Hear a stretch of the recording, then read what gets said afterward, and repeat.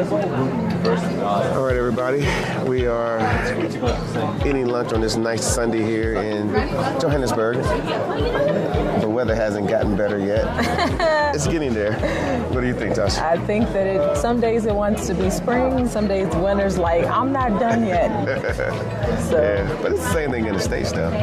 Well, I think we had like a heat wave or something. People were talking about how hot it was. Well, that's right now, but you know, when the weather changes from cold to warm in the States, it's the same. It'd be some warm days, and then the cold weather fights back, saying, I'm not leaving yet. I'm not done. And then there's a snowstorm in Colorado or something or whatever. So I think they've had snow here actually in South Africa. You said it snowed in the Drakensberg. Yeah. And the Drakensberg, Pietermaritzburg, all those areas. Yeah. Had a little bit of had some issues. Some snow. We get all the seasons here, just not in Joburg. Yeah. But the country gets the season. So. Yeah. So I think it's the weather's going to change real soon. Not soon enough, obviously. No. I can't wait for the nice warm days of summer and the fun that happens there. Just really to have longer days of sunshine. Like that's the part that I miss the most. Yeah. So it's nice. It's nice. Well, obviously it's Sunday. We had opportunities to get something to eat, so we went somewhere different. We was going somewhere else. Yeah, we were. But we decided to come here instead. We happen to be sitting outside. This is the best seat that they can get, but I do have a little heater right there. It's not doing much. I need to pump that bad boy up. I can feel a little bit. Yeah, you're a little closer than I am. Yeah, and I got a blanket they gave me too. Oh, yeah. For those in America, sometimes when you go to restaurants, they give you a blanket. I don't have one, but other people do. Tasha has one. He could have gotten one. Yeah, keep you warm down low and whatnot, which is a good thing. Yeah. But we're at this location. We pass by it all the time. We just never noticed that there was a restaurant here, and it reminds me of when there's a restaurant in Central Park. Obviously, very highly sought after. Everybody wants to go there and whatnot. So, but this place is called Truffles. Truffles on the Park. Yeah, and it's pretty nice. Yeah. Pretty nice so far. We actually like the menu. They have a strong menu, very strong. Strong to extra strong, I would say. Yeah, they do. They have a variety of vegetarian and vegan options, which is always a plus. Mm-hmm. Not that I eat those things, but I do like to see that they have options think about it. They got for vegetarian and vegan, they got crispy vegetable tempura, warm Moroccan chickpea salad. I'm not going to order it, but the options are there. Yeah, I probably do need to start eating more vegan though. I didn't tell you, but I was gonna start sneaking in like one vegan meal a week to see like. I've been thinking about it. I even bought a whole vegan cookbook. Yeah, well, we're gonna cook, but we just need to go get the food. You got because I got a cookbook so that you can have a variety because I have the disguise stuff for you sometimes. Yeah, but you gotta understand that South Africa they do have everything. So I know there's those that come like, I'm not gonna be able to eat my vegan, or what's that other one? What? We don't eat cheese and dairy Well, that's vegan, vegetarian, and then there are people that are like gluten-free and have allergies. So they cater for all of that. So it's not an issue really. Yeah. But of course, on my side of the fence, they got the Truffle Signatures burger, like a walk in the park burger, the Truffles Benedict burger, and then they got the flaky crusted chicken burger, and then the spicy pulled chicken burger. I didn't even see that one. Yeah, it's right there. You thinking now, huh? I am. She's not vegan, y'all. She plays vegan on TV. I play vegan on TV. I'm not vegan or vegetarian. There you are. I just like vegetables. Yeah. But today's been a very relaxed day here in South Africa. We like to relax on family time, spend time with your friends and whatnot. I think another thing too is that the music is always perfect on the weekends. Yeah, it's very nice. We would listen to some nice R&B music that I haven't heard in a long time on the radio. Obviously, there's a lot of channels here, a lot of black-oriented channels. No, for real. Here in South Africa, it just is and whatnot. So you guys will see that our guys coming to bring us our food. Thank you. Tasha ordered. What did you order? To start with, I ordered a crispy rolls. I ordered sushi to start with. Okay. Yeah. Okay. Well, I ordered wings, fried wings. I try to go every different place and try different wings. Yeah, I try them not all the time. Unfortunately, I still think Rocco Mama's still knocking it out the park. Everyone seems to think so. Yeah, Rocco Mama's up there, so boom. You really can't go wrong with Rocco Mama. Actually, a friend of mine, what's his name? He sent me Jay. He sent me a picture in Ghana. Was it Ghana? I think he was in Ghana. Yeah. That they have Rocco Mamas in Ghana. That's amazing. As well, which is, we need those in the States. In the U.S., they got Nando's. But it's funny that the Nando's in the States is extremely expensive. And it doesn't really taste the same. No, it doesn't taste the same because, you got to start with a good product, meaning the chicken. Yeah, and the chicken here is much better than you have in the States. So if you're looking for some good chicken, come here to South Africa. They fly 9,000 miles to get good chicken. Yeah, don't just come here just to fly for 20 hours just so you can get a good piece of chicken. It won't be the first time. Yeah, but come for other reasons as well. For sure. Yeah. That's hilarious. Yeah. Fly 9,000 miles for what? Chicken. Chicken. I'm flying for the chicken. Yeah, we had a family that came here. Obviously, when they get a opportunity to interview them, which was fine. They were super busy while they were here, and initially they was concerned about having Chick-fil-A, because my kids love Chick-fil-A, but they didn't get Chick-fil-A. And I told them over the phone, I said, they're going to forget about that Chick-fil-A because the chicken here ain't no joke. And of course, there's, if you're talking about fast food chicken, you're talking about chicken licking. It's perfectly spicy, it's just perfect. And we like chicken licking as well. I like chicken licking. Yeah. KFC is okay. We do have KFC. I mean, KFC is better here than it is back in the States. Yeah. I do like the zinger wings. I can't even front like I don't. Yeah. And Popeyes is better here too. Yeah, we don't really mess with Popeyes too much. Every now and then. Unlike in the States, that was our go-to. Well, because I went there for the biscuits, which they don't have here. Yeah. But But you can survive basically. That's trust me. There's, I think what they found out that there were more options for food. Oh yeah. To include all those stateside restaurants. Absolutely. That you have. So it's a food paradise. I mean, you really can't get around it. It's a food paradise. No, and I think that's what she said. She was just like, the food. She was like, oh my gosh. She said, we ate as much as we could. And I said, I know that feeling because we used to do the same thing. Eat as much as we could. Yeah. Eat as much as we could. I'm thankful that we don't have to do that anymore. Yeah, because we're here all the time. We're here full time. I can pace myself. Yeah. I can pace myself.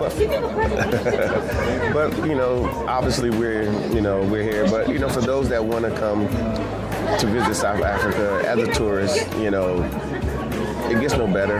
That's really all I can tell you. As far as for your money and what we can do for you, I think we've done a good job. I think everybody leaves and they're pretty happy about what happened and what they were able to do.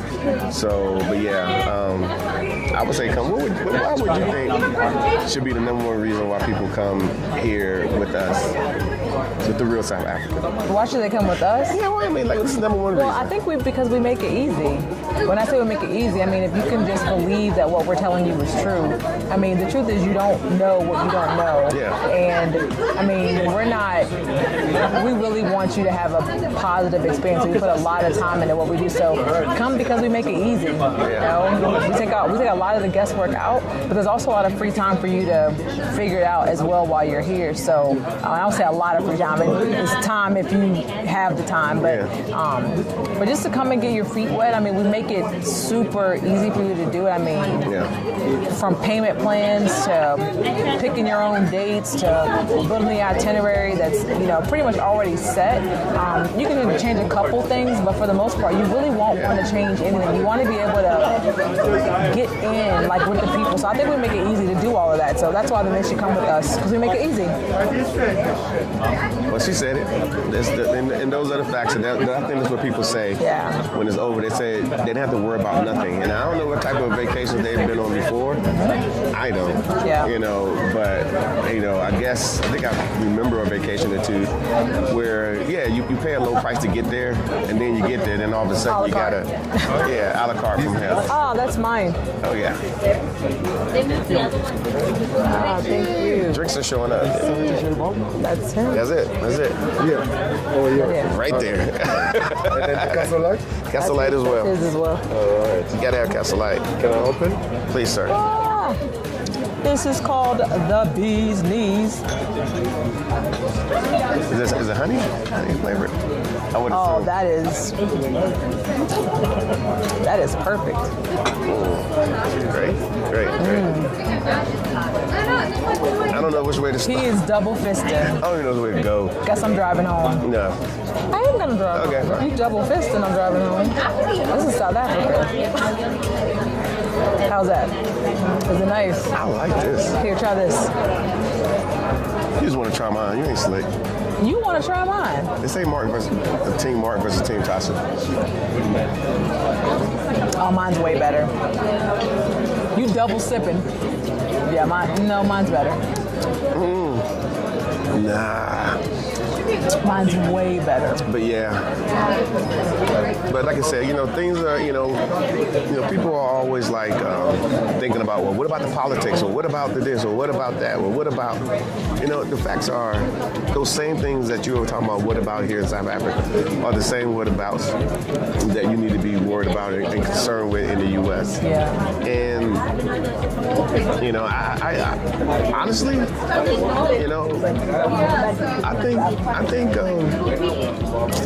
think it's even with the whatabouts.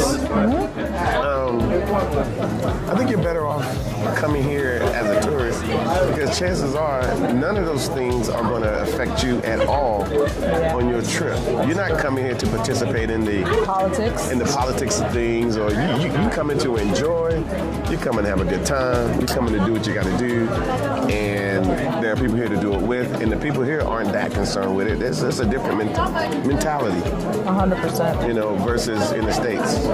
So the thing is, I think that on that side, we're consumed with it because what happens there actually affects our everyday life. It's not that good. It's really Mine good. is way better. Sure. So I think that on that side, it affects our everyday life. From where we go to work, to who we work with, to how things are put out. So I think that that's part of it. And if you can come here and escape all of that, because you do get a chance to escape it, you just have a different sense of existing. You exist differently when you're here. So So again, we invite you guys to obviously to stay with us on our social medias, our Instagram page. We do have a Twitter page as well, and of course on our Facebook page. There's different content in every location, so it's good to kind of get with us. And when you plan your next vacation, I would suggest that you Chick-fil-A, because all my kids love Chick-fil-A, but they didn't get Chick-fil-A. And I told them over the phone, I said, they're going to forget about that Chick-fil-A, because the chicken here ain't no joke. And of course, there's, if you're talking about fast food chicken, you're talking about chicken licking. It's perfectly spicy, it's just perfect. And we like chicken licking as well. I like chicken licking. Yeah. KFC is okay. We do have KFC. I mean, KFC is better here than it is back in the States. I do like the Zinger wings. I can't even front like I don't. And Popeyes is better here too. We don't really mess with Popeyes too much. Every now and then. Unlike in the States, that was our go-to. Well, because I went there for the biscuits, Yeah. which they don't have here. Yeah. But yeah, But you can survive basically. yeah, no, yeah. There's trust me. There's, you know, I think what they found out that there were more options for food. Oh yeah. To include all those, you know, stateside restaurants. Absolutely. You know that you have. So it's a food paradise. I mean, you really can't get around it. It's a food paradise. No, and I think that's what she said. She was just like, the food. She was like, oh my gosh. She said, we ate as much as we could. And I said, I know that feeling because we used to do the same thing. Eat as much as we could. Yeah. Eat as much as we could. I'm thankful that we don't have to do that anymore. Yeah, because we're here all the time. We're here full time. I can pace myself. Yeah. I can pace myself. But you know, obviously we're here. But you know, for those that want to come to visit South Africa as a tourist, you know, it gets no better. That's really all I can tell you. As far as, you know, for your money and what we can do for you, I think we've done a good job. I think everybody leaves and they're pretty happy about what happened and what they were able to do. So, but yeah, I would say come. Why would you think should be the number one reason why people come here with us, with the real South Africa? Why should they come with us? Yeah, well, I mean, like, this is number one Well, reason. I think because we make it easy. When I say we make it easy, I mean if you can just believe that what we're telling you is true.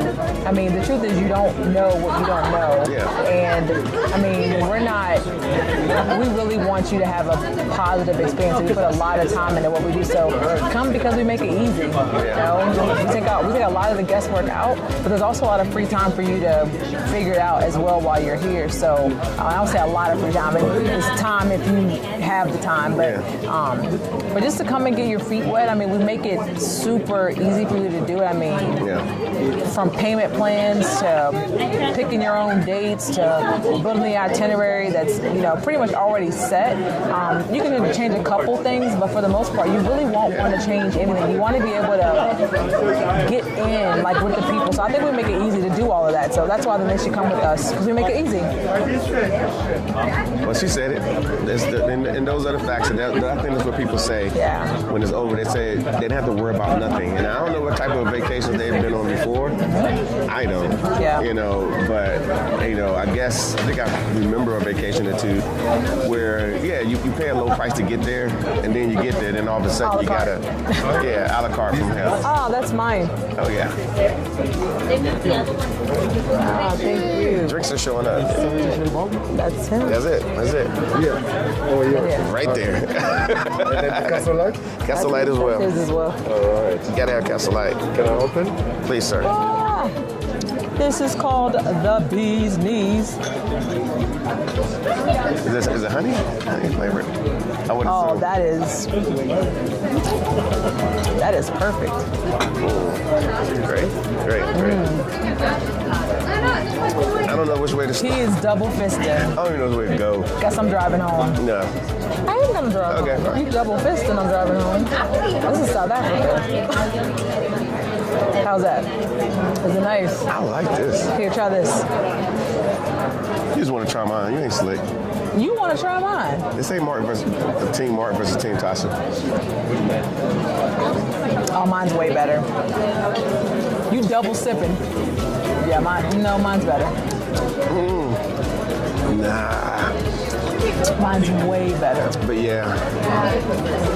But like I said, you know, things are, you know, people are always like thinking about, well, what about the politics? Or what about the this? Or what about that? Or what about, you know, the facts are those same things that you were talking about, what about here in South Africa, are the same what abouts that you need to be worried about and concerned with in the U.S. Yeah.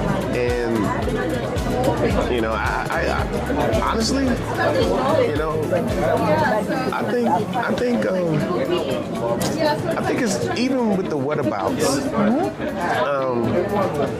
I think you're better off coming here as a tourist because chances are none of those things are going to affect you at all on your trip. You're not coming here to participate in the politics of things, or you coming to enjoy. You're coming to have a good time. You're coming to do what you got to do, and there are people here to do it with, and the people here aren't that concerned with it. It's a different mentality. 100%. You know, versus in the States. So the thing is, I think that on that side, we're consumed with it because what happens there actually affects our everyday life. It's not that good. It's really Mine good. is way better. Sure. So I think that on that side, it affects our everyday life.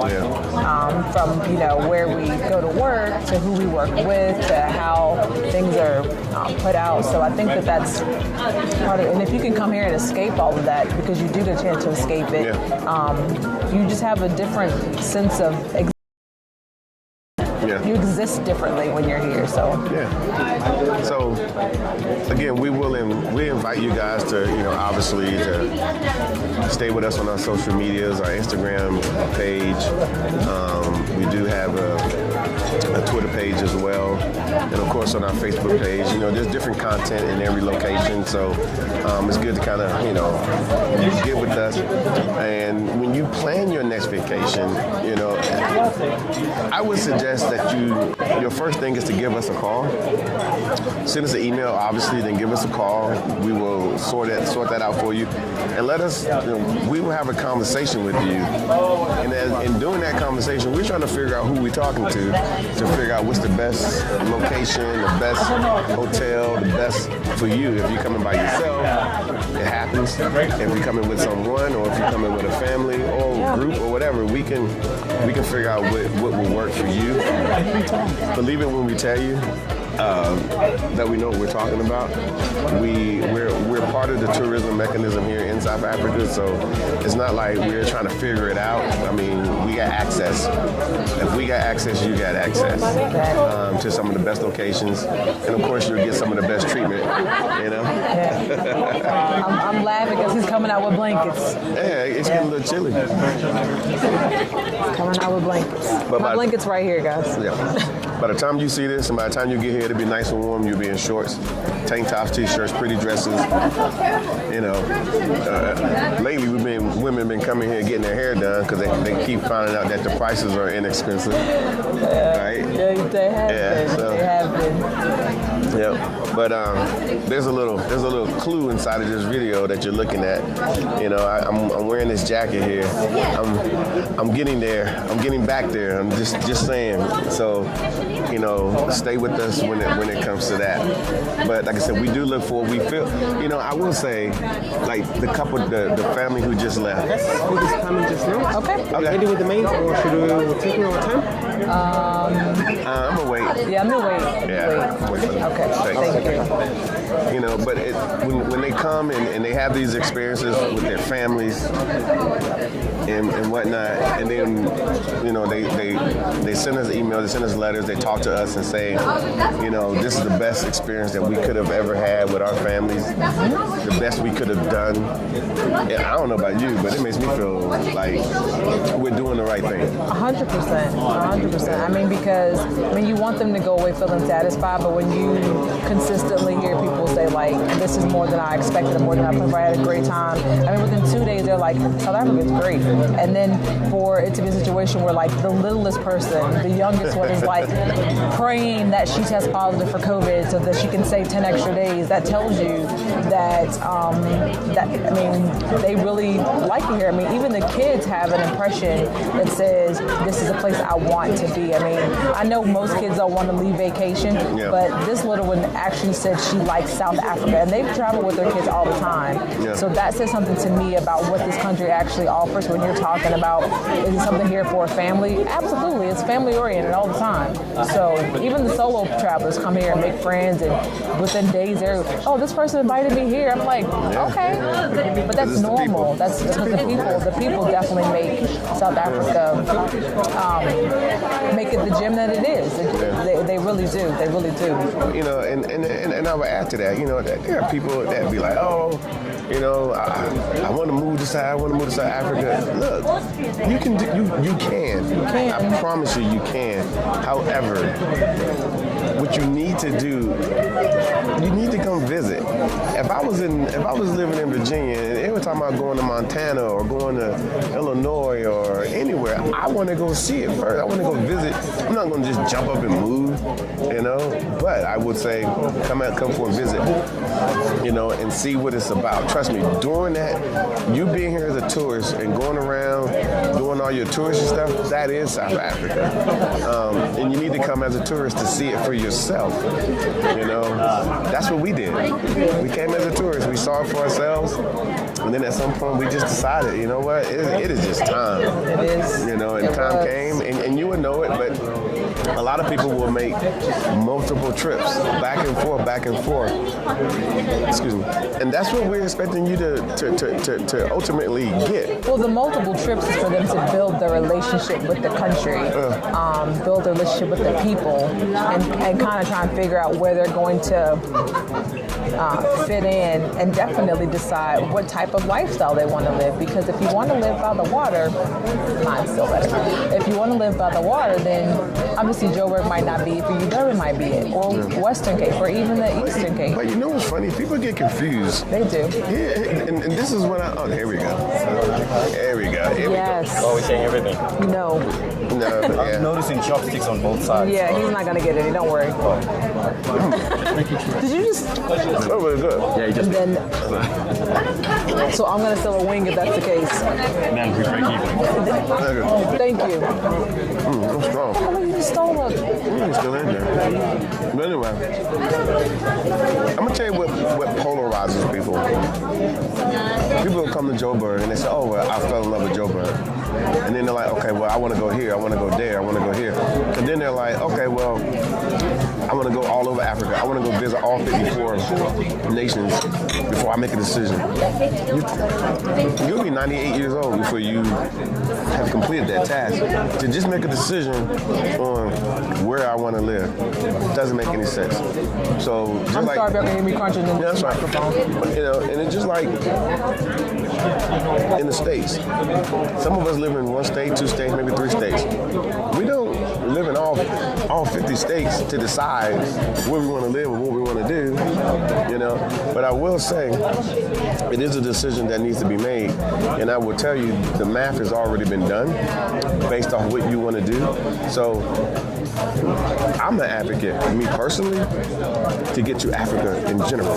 Get to Africa. That's true. So if there's somebody even on YouTube that you like that's saying, hey, you know, you need to go to the Congo, and it appeals to you, then I would say go to Congo. Don't come to South Africa. Don't. Go to Congo, find your space. But if, you know, don't get confused. It's all Africa. I mean, regardless, in the United States, it's all the United States. That's true. You know, same as the UK. It's all the UK. So think about that.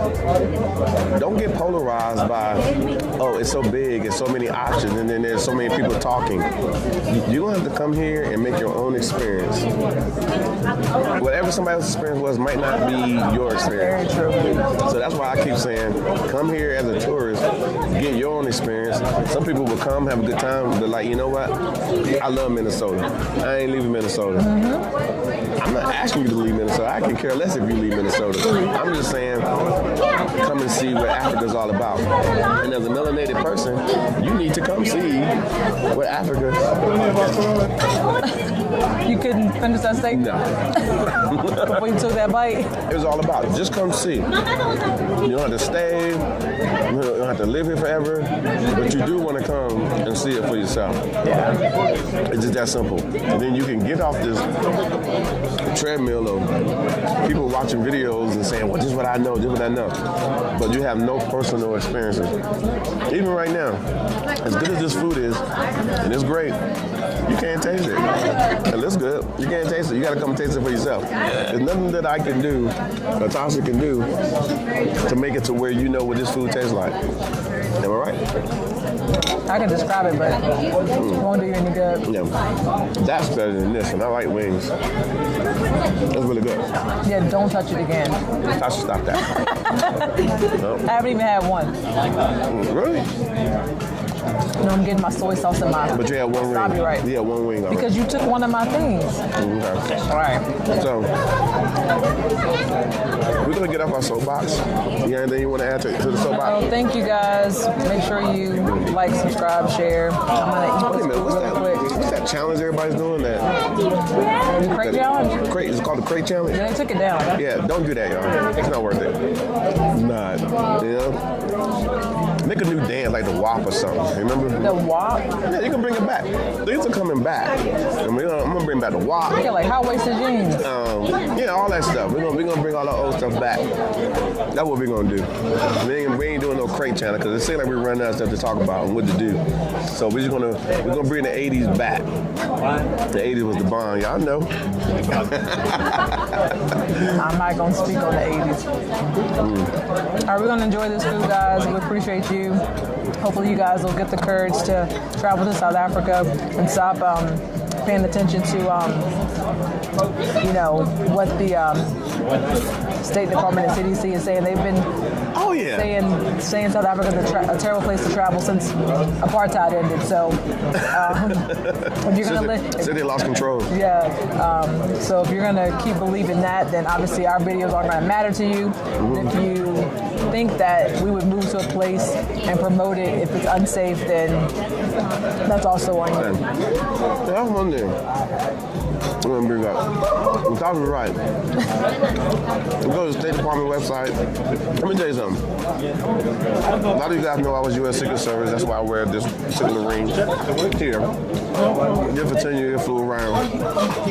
Every time we got on the plane, and we always got a State Department briefing everywhere. I'm talking about in Moscow, to Chile, to Greece, to wherever I've been. Even here in South Africa.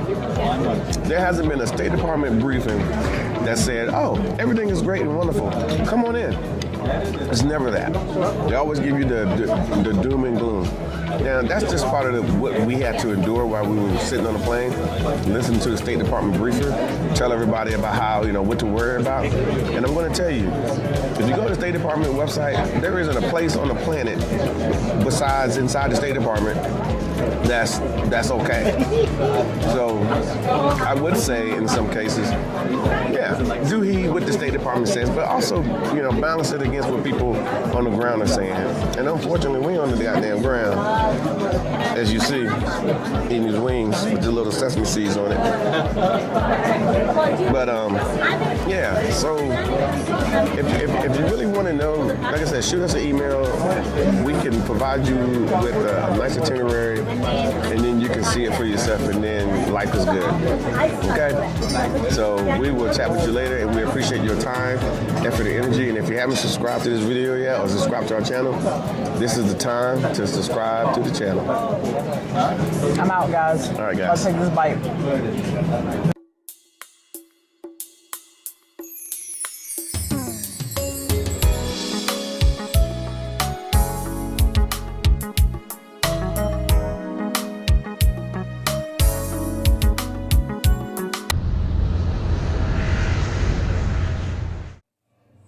All right, guys. My name is Mark Edward Blanton from the Real South Africa, and we just wanted to let you know that there is an avenue to get to South Africa. It's through our company. We're based in Johannesburg. That really helps you out because we have locations like this that can definitely help you enjoy your time here. We sort out all your lodging, all your activities. We sort out everything for you because you don't want to be sitting here trying to figure out where you're going to go next. We take care of all that for you. So the best thing I can tell you to do is just reach out to us at The Real South Africa. Our website is www.therealsouthafrica.com. And then, of course, info@therealsouthafrica.com. And that'll help get you here, too.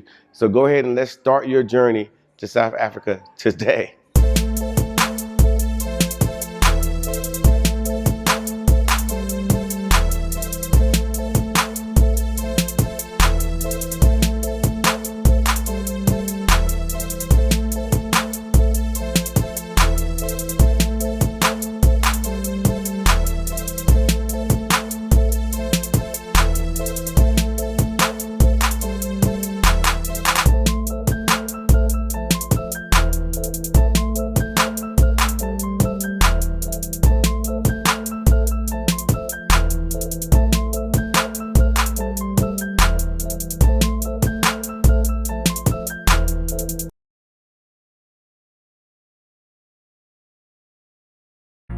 Hello everyone, this is Mark Blanton from the real South Africa. We got a scorcher today, or we got a great episode, so we hope you guys watch it, check it out. It's going to be absolutely amazing. We got a young lady from the DMV, or the, what do we call that? We call that the DC metropolitan area as well.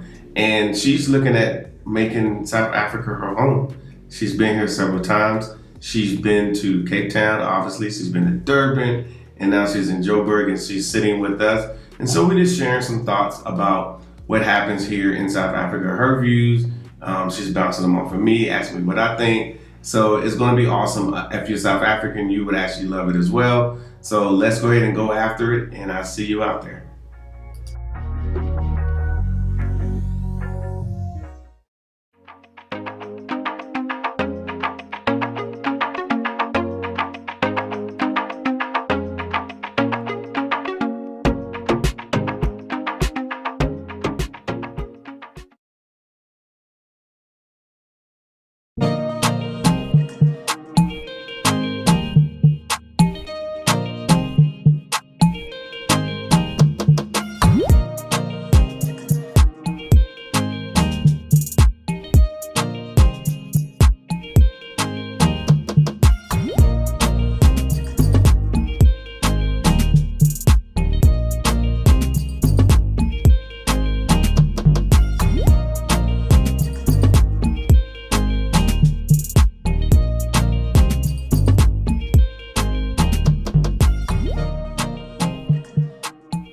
And I hooked up with the Sisters in South Africa website, and I'm a Delta, so we got the little sorority, connection finally.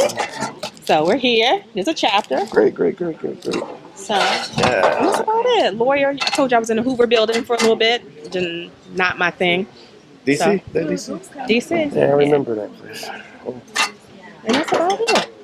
I would get y'all some fries, but I'm good. I had so much I'm fun. offering you some fries. I'm not offering. You want some fries? Oh, wow. Straight up. I'm straight up Baltimore, so yeah, she's hey. a proper South African, so we got to treat each other properly. Yeah, proper. We know all the local lingo.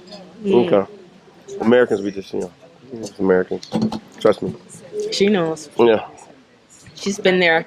So the story is her husband was an exchange student with me about 30 years ago. He did his senior year in high school at Gilman. I was at Bryn Mawr in Maryland. And then he went on to Stanford University, came back, worked for Deloitte, and blah, blah, blah, blah. Here we are. Deloitte here, right? Yeah. After Stanford. Two friends that work over here. Okay. Oh. And then the girls, their kids come over, stay with me, and then come here and just trying to figure out, long term. What is there to figure out?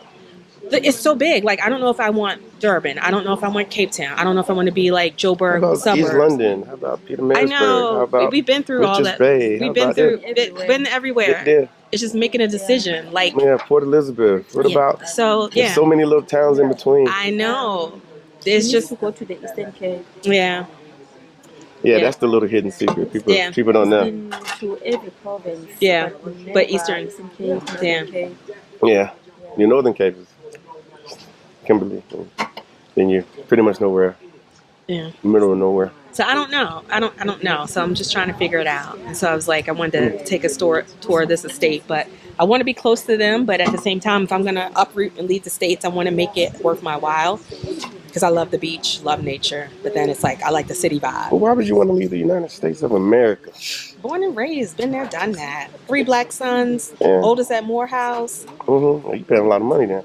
No, he got a full academic scholarship. Okay, I remember writing those checks. Yeah. How many you have? 2? Just one. 1. Where did she go?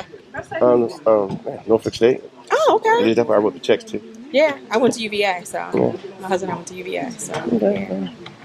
yeah. That doesn't translate too greatly over here, but It doesn't. it's, That's all good. nobody But cares. Yeah, but You I know, do. I never, yeah, I do personally, but Yeah, I don't really.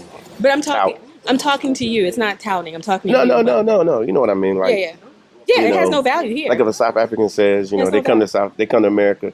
I went to the University of Cape Town. I went to Right. Witwatersrand. That's where And her yeah. daughter is. Yeah, And people would be like, yeah, yeah. But it all depends on what you want to do too. If you want to connect with, or what the motive is. If you're just gonna come to retire, or if you're just gonna come build business or make connections, because there's a lot of UVA folks here too. there are. Yep. I had one in my house the other day. See, so it makes a difference when you're talking to. Yeah. He was here. He works for NBA Africa. Oh, you're talking about, and his wife is Alana. You're talking about Finley. I mean, what's Mark Flexner? Yeah, he's a Kappa. Yeah, he came through the other day. Okay, all right. I hit his wife up. She actually was. They actually were 2 years ahead of us at school. Uh-huh. All right, cool. Yeah, it's a small world, right? Very small. Yeah, small world. Very small. Mm-hmm. Man, like I told you, Twani, I saw on his website, and that's when we went to Cape Town and saw her. So Oh, that's right, you those did. 20. Well, I don't know if they know each other, but I just saw her on the website. Yeah, Remember yeah. when we organized in Cape Town, and that's who we were. Took us around and took us to the spots. Yeah, we know it pretty. We know it pretty well. No, yeah. As well as you can, Yeah. being on the continent, Mhm. make those relations. Yeah. I got it. Well, I'm glad you're thinking about coming over here. Oh yeah, we've been thinking about it for a while. It's just a matter of waiting for the kids to get older. My youngest is going into 8th grade, or let him finish high school here, or just kind of get something down and then plan on Decisions. Yeah, but no rush. We'll figure it out, because we had purchased that property in Waterfall, then backed out of that because then it was just like, why get a 1-bedroom condo? It was beautiful, but then it's like, if we got the kids, if we're gonna have the kids, it's like then we have to get something else, and that would just be the investment, like I was saying, and then just get like property, like a family home for everybody, for the kids too. So, and for you guys to come visit. Yeah, they got to stop by. Oh yeah, Yeah. definitely. So you've been here how many years? For a few. In this, I think 3 years. Okay. Yep. There's your beautiful wife. There she is. I knew she was coming at some point. Yeah. It's sunny. I should put my sunglasses. Yep. Hello. How are you? Well, you know the deal. You know Gotta me. enjoy the sun. I'm Stacy. That's Stacy. Hi, I'm Bully. Nice to meet you.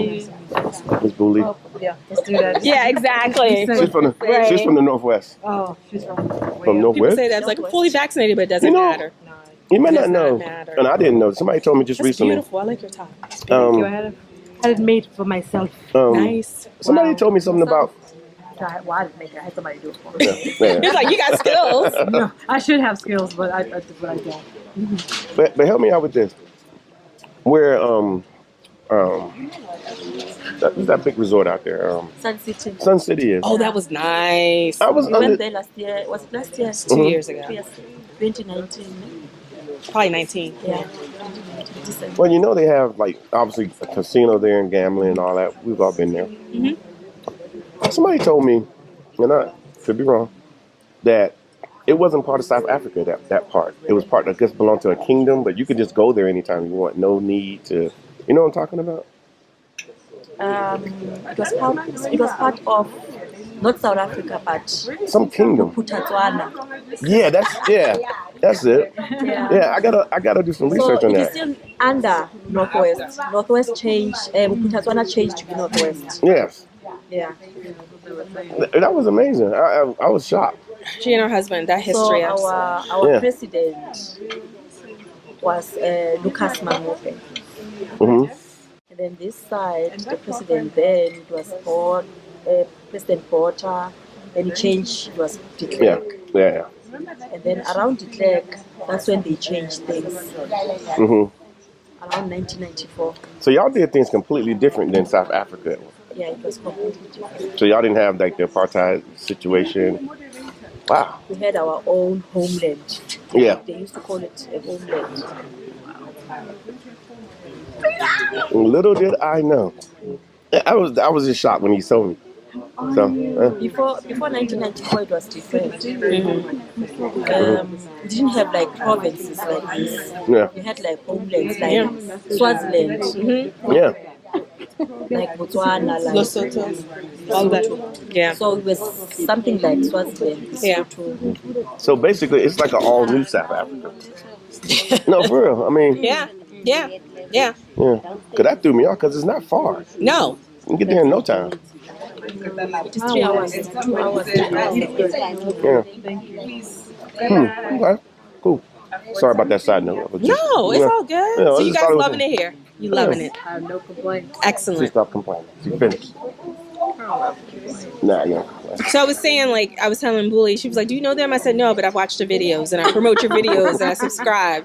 And we had that quick phone call, and I tell everybody, and I was just like, until you get here, you just don't understand it. And you know, and when my kids came, and my mom, my husband, they were just like, okay, because I came a solo trip, and they were just like, no, I'm good, just Yeah. go. And I just We've booked been it. here 4 times now since 2018. 19, 20, like 4 times in 2 years. yeah. Yeah. It's hard to stay away, isn't it? It is. I extended. If- I was supposed to be home now. I extended it I 2 wish weeks. it was 4 times in 2 years. We were here like 6 times in a year. We're like every couple months, we're like, it's time to go. Yeah. It's time to go. Yeah. It's time to go. And that's how you feel. And it's just like, and when people come, there was about, 50 of us, 50 Americans came, but we did that big trip. 70, I think. Yeah. Yeah, it's like 50 of us that came. Yeah. But this chick in Cape Town organized it, but it was one of those family type trips because people brought their kids and Yeah. we were in Franschhoek and basically, yeah, we stayed there most of the time. Well, I came to Joburg. We came to Joburg and then went there and did the whole wine tour and they loved it. They were just like, wow. And the kids were like, can we stay? And I'm talking about young kids. And so now the parents are like, maybe we'll do a year and I'll connect them with you all. A year sort of like abroad. And that way the kids can get into school and really see like, oh, it's not just for vacation and how it is to actually live here. Yeah. You know how kids are. And so I said, try it out. If your work allows you to telework and just figure it out and how you can help with the visa. And then, organize and set them up. Yeah, we're actually helping somebody right now with I think she actually went to, where did she go, Tanzania? She went to Tanzania and now she came here.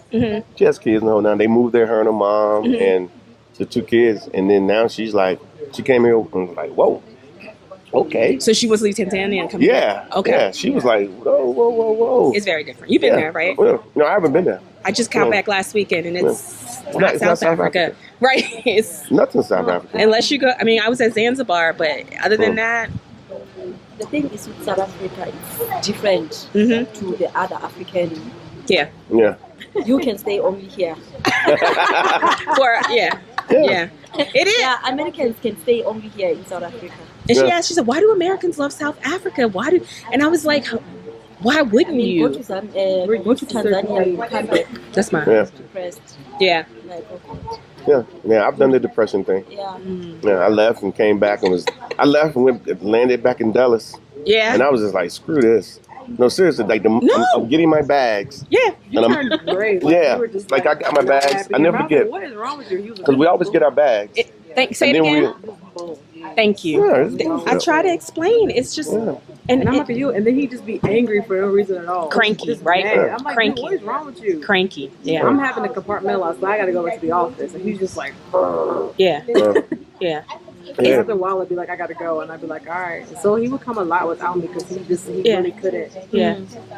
Well, opened my eyes when my kids were just like, I was sharing with Mark, we have 3 sons, and they were like, we're everywhere. And I said, yeah. Yes. I said, it's different to be in the majority and not have to do that. And he's like, we go to the shops, we turn on the TV, like the barber shop, like everywhere it's us. And I said, I'm glad you got to experience that because at home, you know, we're in Montgomery County, it's diverse and Yeah, everything, it's but very you're nice there. still, but yeah, but you know, it's Yeah, I still, you know, it's still, really it's just a still, feeling. it is, it It's a is. feeling that you can't really describe unless you actually feel it. Right. Like, it's a sense of, it's an easing, like, Right. easement. Right. Like, so you get to like decompress. Uh-huh. You know what I mean? Uh-huh. Versus like if you walk around and nobody looks like you, you're like, You know, that's shared with Bully. I said, it's interesting. I said, because at home, if you see somebody of color or whatever, it's that body language is like that nod or that Yeah, I'm gonna acknowledgement. recognize you for sure. Here, when I do that, they're like, "Why are you doing that?" And I forget. I'm like, "Oh, because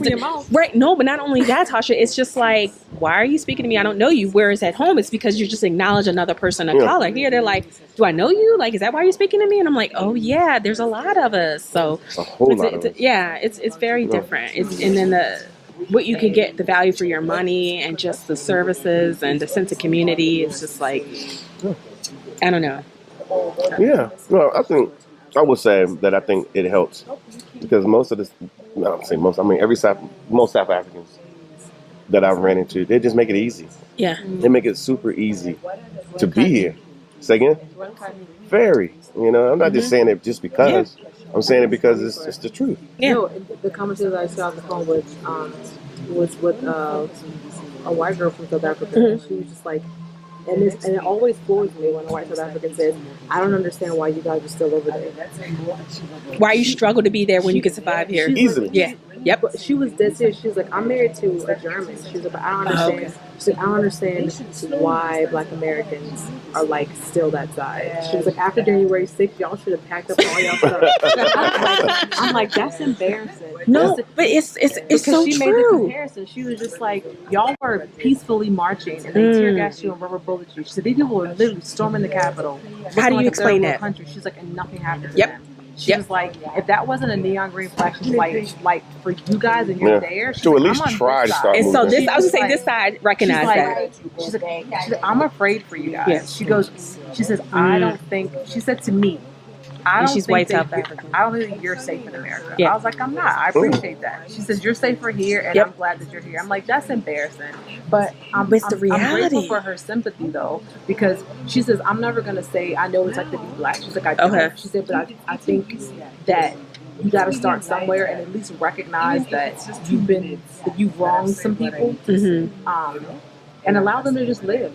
And see, that's the thing. Like I was telling, I was like, it's hard to explain, like, you feel like a refugee in a country, and I was like, we were forced immigrants to come to the States, like right. We were exactly a cruise. No, that's the upscale way to say it.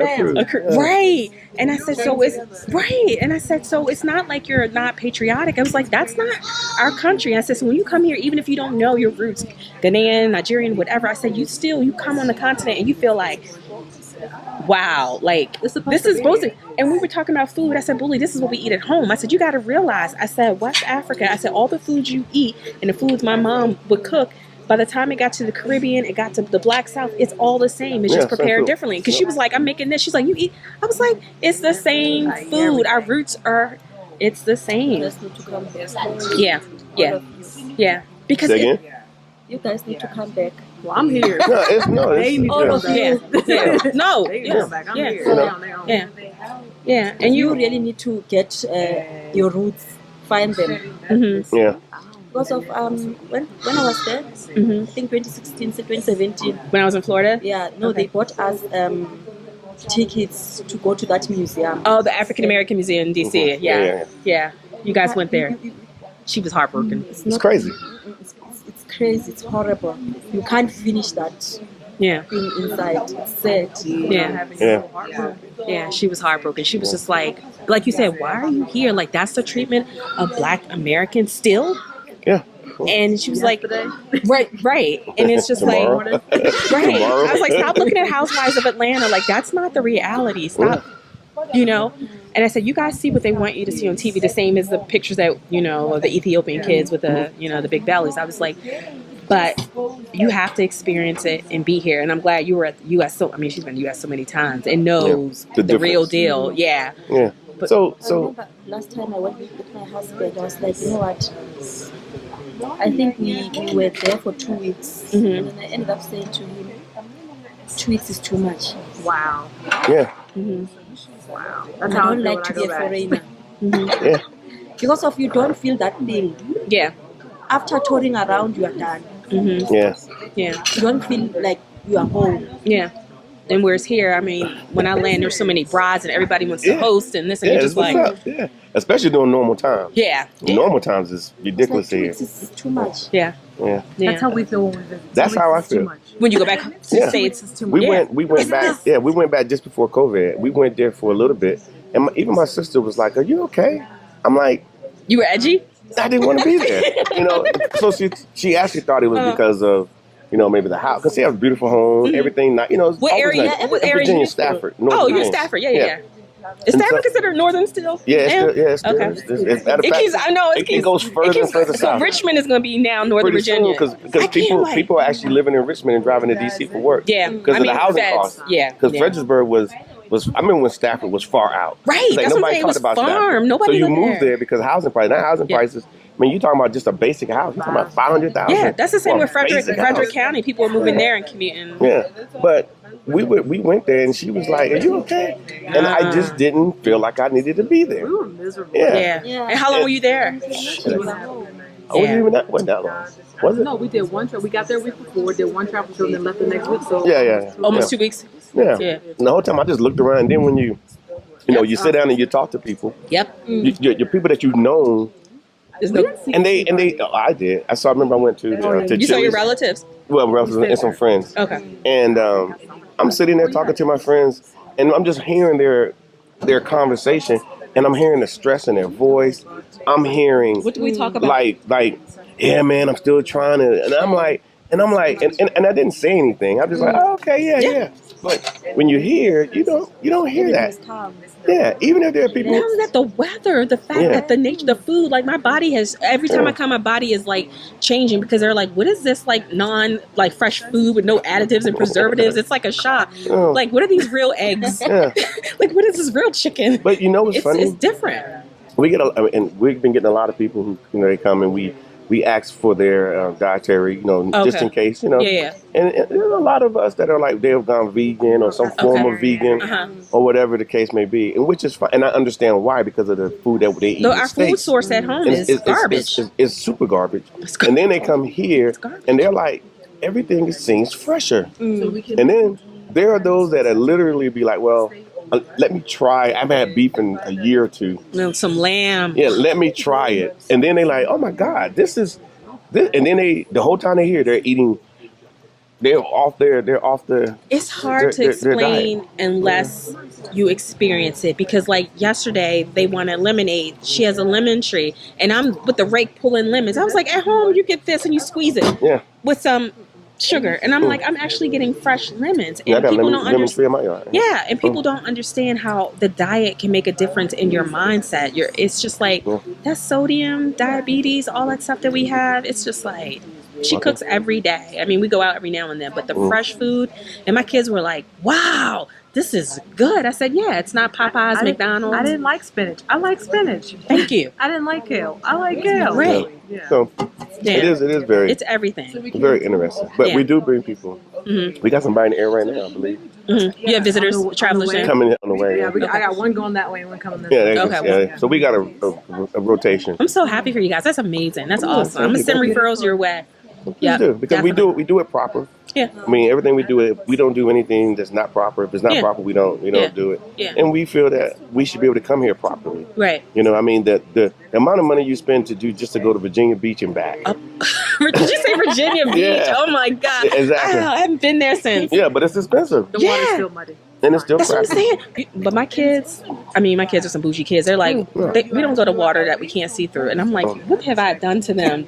My husband's straight up Southeast DC, like Southeast Congress Park. Yeah. And it's just, once you expose them, it's no going back. Yeah. It's no going back. So, I mean, that's where we are. Right. And so we're used to traveling proper. Yeah. So we just feel people should come and travel proper. And, you know, don't haggle. Be like, well, what about if? No. And you scope out everything before you go. So you already know. That's why she was on the phone call. That's why I'm on phone call. That's why we go to a lot of places. Right. People, we don't put our people in places that we don't know. Right. And That's so important. we go and we check, and then we got a point of contact. So if there's anything, like when it's cold, we in winter, obviously, when it was cold and we have people in places, we called our our vendor and say, make sure there's more heaters in the room. Okay. Make sure everything is sorted because we know how we are. Yeah. We We get just cold. push the button and it's like hot. Push the Yeah. button, it's cold. Yeah, Yeah. but- Well, the thing is, The our houses aren't built for expectations, that. and it's not like I'm going to tell everyone, hey, don't expect, central Yeah. heating. Right. Like, we you go don't to do a that. hotel, they might have an air con in the room. If you Right. go to one of the apartments, it may or may not have it. So, like, they're like, they don't have central heating here. I said, they have central vacuuming. Which is actually, I like that. Which is actually more effective than central heating. It's little stuff like that. Yeah. So it's like you can't tell them everything before Right. they get here, obviously, but you try to mitigate things that you know are going to be an issue when they get here. Like a first world complaint. Like, yeah. So, and it is funny because it really is like first world. It Like, is. I'm like, I think the best one was when we were eating dinner. The girl was like, "Can I have a sweet tea?" I was like, Oh, that was funny. I was like, Like a sweet. I know what you're talking about. Yeah. That's, yeah. She meant it too. She said, Was she from the South? I don't know where she's from, but she just "Can I have literally a sweet tea?" said, And I was like, nobody does he was sweet like, tea. "So you want like a boss iced tea? Like Yeah. what is it that you want?" Yeah. She's like, "Oh, I'll take a lemonade." Yeah. We brought her a can. She was like, Yeah. Yeah. It's just, but that's the beauty of traveling and experiencing. Like, there's no ice. It's just things that we just take for granted or think that, is a necessity. It's so not. It's so not. It's That's what so I was not. saying to her, saying that it's good for her to travel around. Mm-hmm. When you travel, you come back humble. Yeah. Yeah. You come back accepting other things. Mm-hmm. That you're not gonna get everything everywhere you go. Right. Yeah. like living without Chick-fil-A. No, I'm just kidding. Yeah. It humbles you. I get you. Yeah. It does. Because when last weekend in Tanzania, I was just like, wow. And it's a predominantly, Muslim country. Yeah. But to see these kids, huh? No pig anywhere. Yeah, but not only that, I don't like pork, but that's the point is that these families, like, you feel guilty because you go to the resort and you're passing through, the villages, but they wouldn't know that they were unhappy because they're not unhappy. No. And that's the thing. But the images of people like, oh, they must be poor, they must be, I'm like, no. Leave them alone. Exactly. They're just as happy. Yeah. Thank you. And healthier. And Bully said, yeah. I said, when you get to the resort, yeah, it's all blue and gorgeous in Zanzibar. I said, but to get there, you have to go to where the people live, which is what you should experience because it's a privilege to be, and it's just different. Travel. Yeah. So Friday. So do you guys do visits and tours outside of South Africa, or is the main focus South Africa? Well, For now. yeah, we're being courted to do stuff outside of South Africa, so I'm gonna call that the real South Africa International. Yeah. Because from here it'd be international. Yeah. This is domestic. Yeah. And but yeah, we've been courted to do some stuff, so we probably will. We'll get to them. Yeah. But I think there's enough here in the Republic of South Africa. I mean, everything's here. I mean, you got your mountains, you got your deserts, you got beaches. That's why I can't figure out where I want to live. Yeah. Everything is so diverse. Everything is here. Travel to the others. And then you got your Want to travel to the others. That's what I'm trying to figure out what my base would be. yeah. I mean, honestly, we did that as well. We lived in. I don't know if you've ever seen it on one of our whatever, but we lived in Clifton for in Cape Town for 2 months just to see. Yeah. And we had been here before, and so obviously we could have moved anywhere. We could have moved in Cape Town. Clifton is beautiful. I don't know if you've been. I haven't been to Clifton. We've been to what I'm talking about, Constantia right? and the V&A area. Yeah, well, it's near Carmel and near Camps Camps Bay, Yeah, Hout so Bay. Clifton is Just before Camps Bay. Okay, so we probably went through it. First beach and then Yeah, like, it's the by time you get to hoity-toity Camp Bay, portion it's of like Camps Bay. fourth beach. Basically. Okay. So we was Garden there, route. and we enjoyed Cape Town. It was all that, but We were You didn't feel it? yeah, it was good. It was good. Don't get me wrong. I would never put down Cape Town. I like Cape Town. I might go soon enough. Might go tomorrow. I don't know. Because I feel. When they announced lockdown, I was like, we're going. She's like, we can't leave. I said, I'm American. We were going to Cape Town. We left. We rolled out and hooked up with Twani and got it's into Cape Town. some vineyards and speakeasies. But just to do everyday life for a couple of months, it was nice there. Okay. But at the end of the day, I told Joburg. I'm like, Yeah. Joburg. When you come to Joburg, you be like, Everything's here. you just feel like it's home. Yeah. It's Joburg. Yeah. There's so many Everybody's options. here. Yeah. Everybody's here. Everything's here. Yeah. And you between Lanseria Airport, between OR Tambo, and there's some private scenarios that you can get on. you can get anywhere in South Africa from right here. Joburg, yeah, Ian. Yeah, I mean, he's from right fine. That's here. my husband. He's fine. It's just a matter of where in. I was Cape Town, she was Joburg, she was Durban. You know what? You can get to Cape Town. You know what? Joburg. You can get to Cape Town in no time. You can get to Durban. Yeah, You can get to Durban. we. Yeah, we've done that. We've done Cape Town, and we've done the kids done it. And we've done Durban. We did Durban last Christmas and everything. It's just like, I don't know. I think Cape Town and Durban, they are good when you are going for vacation. Yeah. To stay. Yeah, Cape Town is very European. It's very European. Yeah, obviously. Yeah. I'm not gonna get into that. No, I'm just saying. It is. I mean, Yeah. I like being able to wake up and look at the ocean every morning. It's The beautiful. dolphins that would greet us every morning. It was. They aren't the Virginia Beach Dolphins through the brown water, right? No. Yeah. But It you know, and then we even went to what's that place called? Where the whales were? Yeah, Amanus. Okay, I haven't been there. Yeah, we've done everything down there. Have you been to Boulder Beach though? To see the penguins? But that's The just kids went. I couldn't wake up. I couldn't. It was like a 6 o'clock a.m. wake up call. Kirsten Bosch to see to the flower garden. whoa. Okay. No. Well, you got time. You gotta go see all the good stuff. Yeah. I mean, I'm convinced already. It's just a matter of like the timing, because like whenever we come, it's like not enough. Like that's why I extended. So it's been 6 weeks that I've been here this time. Yeah, It's never enough time. I know, Yeah. I'm teleworking, so I let my boss know. I was like, "Oh, my flight, I'm not There on you it. go. I'm still here." No, that's a She real was like, real okay. issue. That's a real issue right now with flights. Right, as long as I'm getting my work done. But see, they did the mandatory back into the office July 6th. Yeah. So Was COVID going up? Y'all had that? No, but I think yeah. I just read today that the government's talking about pushing that back because of the surge, the Delta surge. So the government's talking about pushing what, the return to in person? return back to the office. They're pushing it back. I might as well stay Yeah, but check it figure out. it I think I saw it on CNN or because the numbers have Check with your gone. work, otherwise you get there. Yeah, my visa is up in September. Yeah, Well, you can I'll be always fine. extend. Yeah, extend. I'm Yeah. looking for a job. I figured you all can that you out. can do a normal tourist visa extension. Yep. It's very simple. Every like 90 days. Every 90 days. that. Man, but it's time to tell you. You don't have to convince me. I just have to figure out the I would timing say and where. I would say Joe Bird. You said Joe Bird. I mean, even if you that person, and I'm gonna say that person What? out there near Linceria, you know what I'm talking about, right? Linceria Airport. They are building so much stuff out That's there. not Kempton Park area. No, that's a total opposite way. Yeah, I don't know It's that out area. there. I'm actually pointing That's at it. area. Have I been there? Yeah, remember last time we went for lunch? Yeah. That first, we came Friday and Saturday we joined the ladies. It's all. Yeah. It's a small airport, Okay. but you can get everywhere in the country.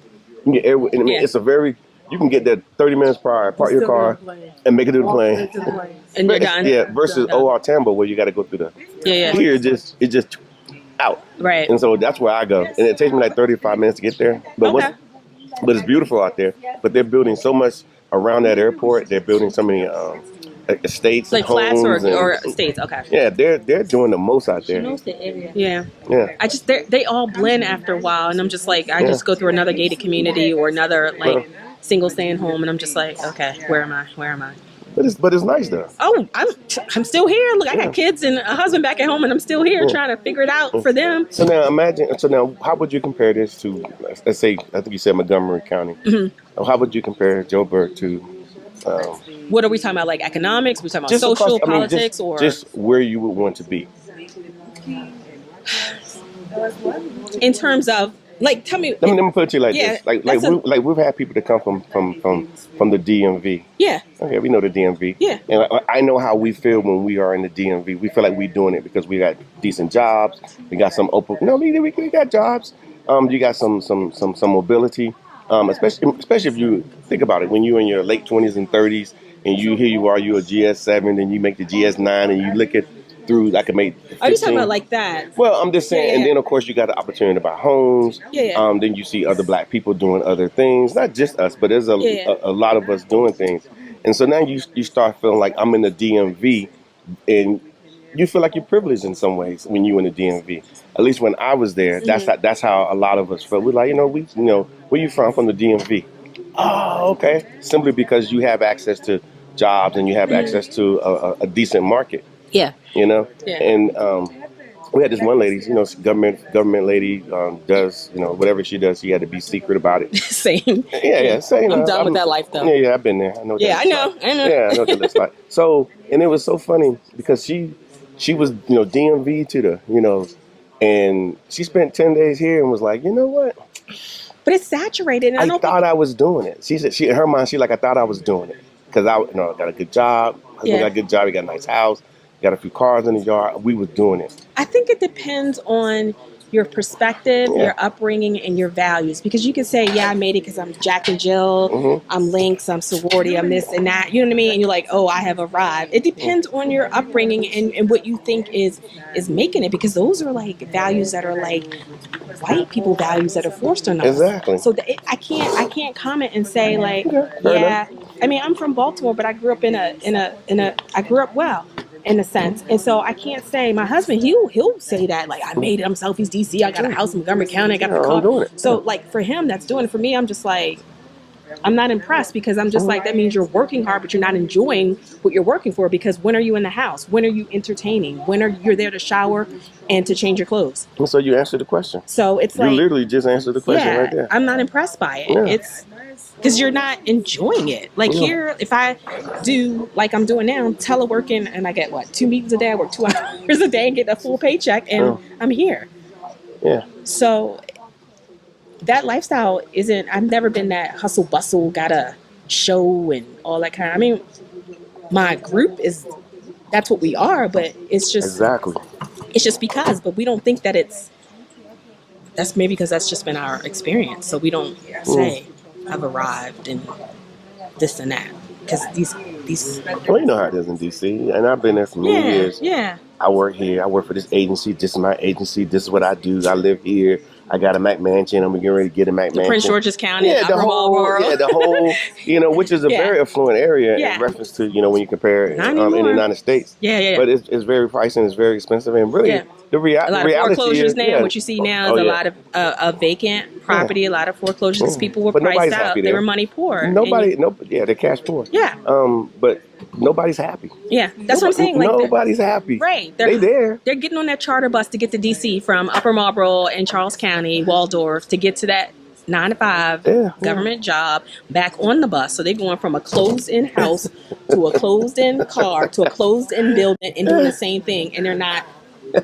So it's like how I can't say that that's arriving to me. Well. Unless that's what you think. No, what I think is when I was 32 when I got to DC. Mm-hmm. From where? Because I was in the U.S. Army at that point. Okay. At that point, but a lot of my friends were 25, 26 years old, and they're like, I got my good government job. I'm doing this. I'm GGJ. Yeah. You know the deal, and they got aspirations, and as time went on, you start going to all the black events, you start going to certain locations, CBC you start getting invited to certain things, and all of a sudden you on the list, and then you're doing your Sunday brunches over at here with these people, then you're going over here, and then you belong to these groups. White boys. Yeah, you start doing all these things. I've done all that. Right.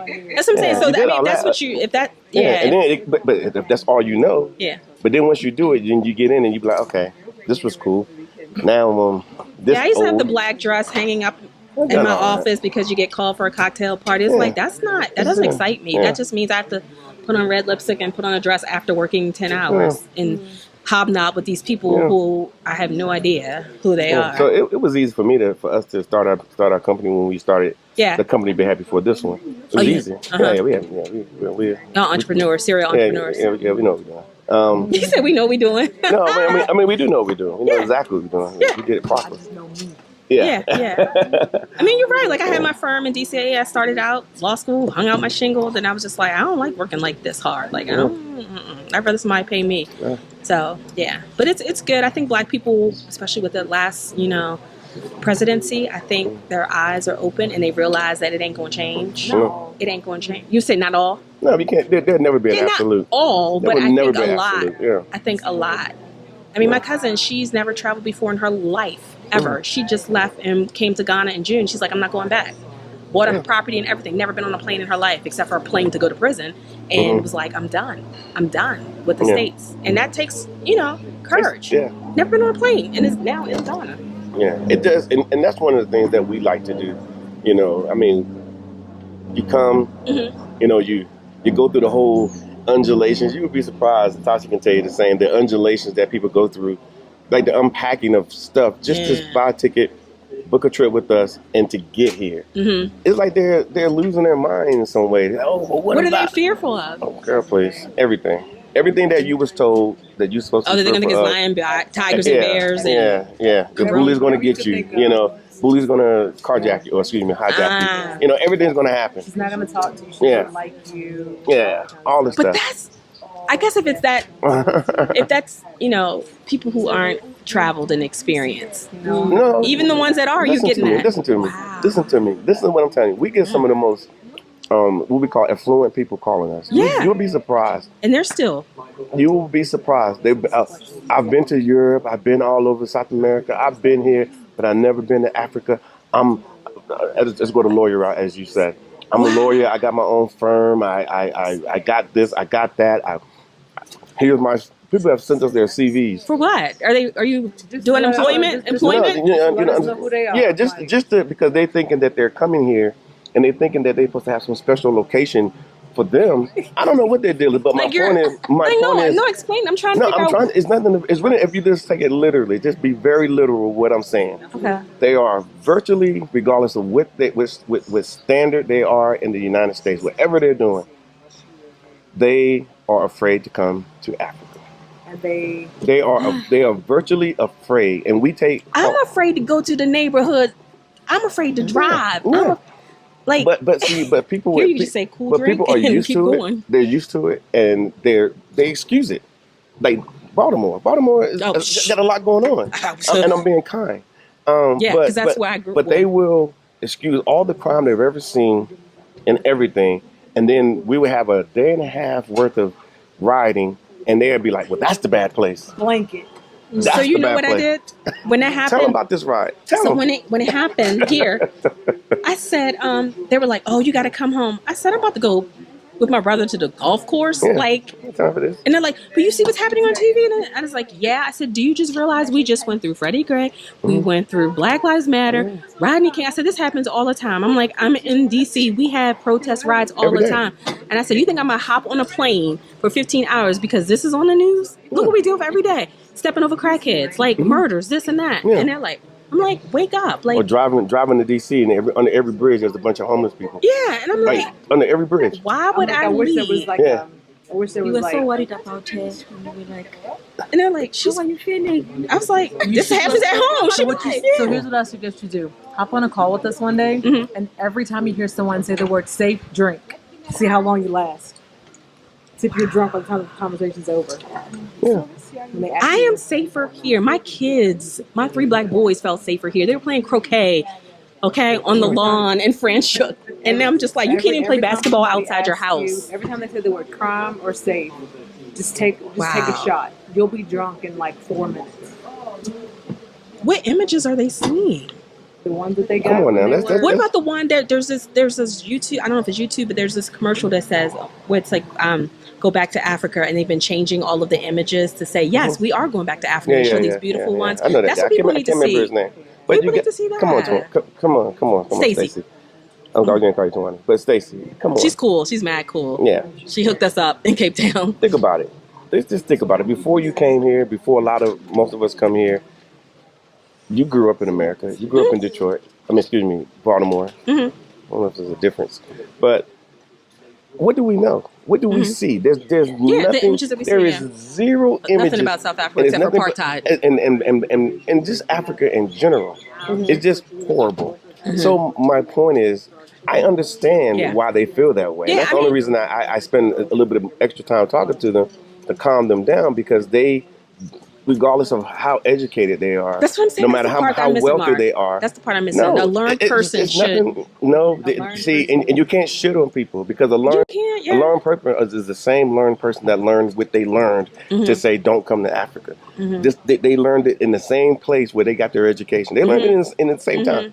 So I'm not going to say, okay, you're from LA, you work in a big giant building, you do all these different things, and you're not afraid of Africa. Because they would tell you, I am absolutely afraid.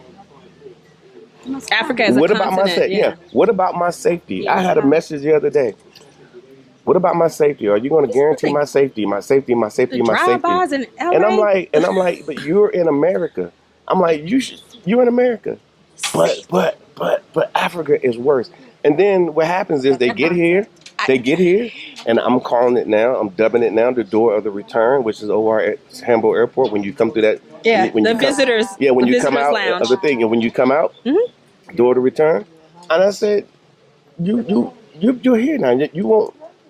You come here, you'll see it for yourself. And once you get here, then I normally a couple of days, 2 or 3 days in, I say, remember that conversation we had on the phone 3 months ago about this, and this? And I start bringing it up, and they're like, "Nah, Mark, stop tripping. Why you bringing that up?" I'm naive because I think that people would research and figure out before they come and like look at the State Department reports and look at this and look at that. Okay, let's talk about those are the ones. Crime.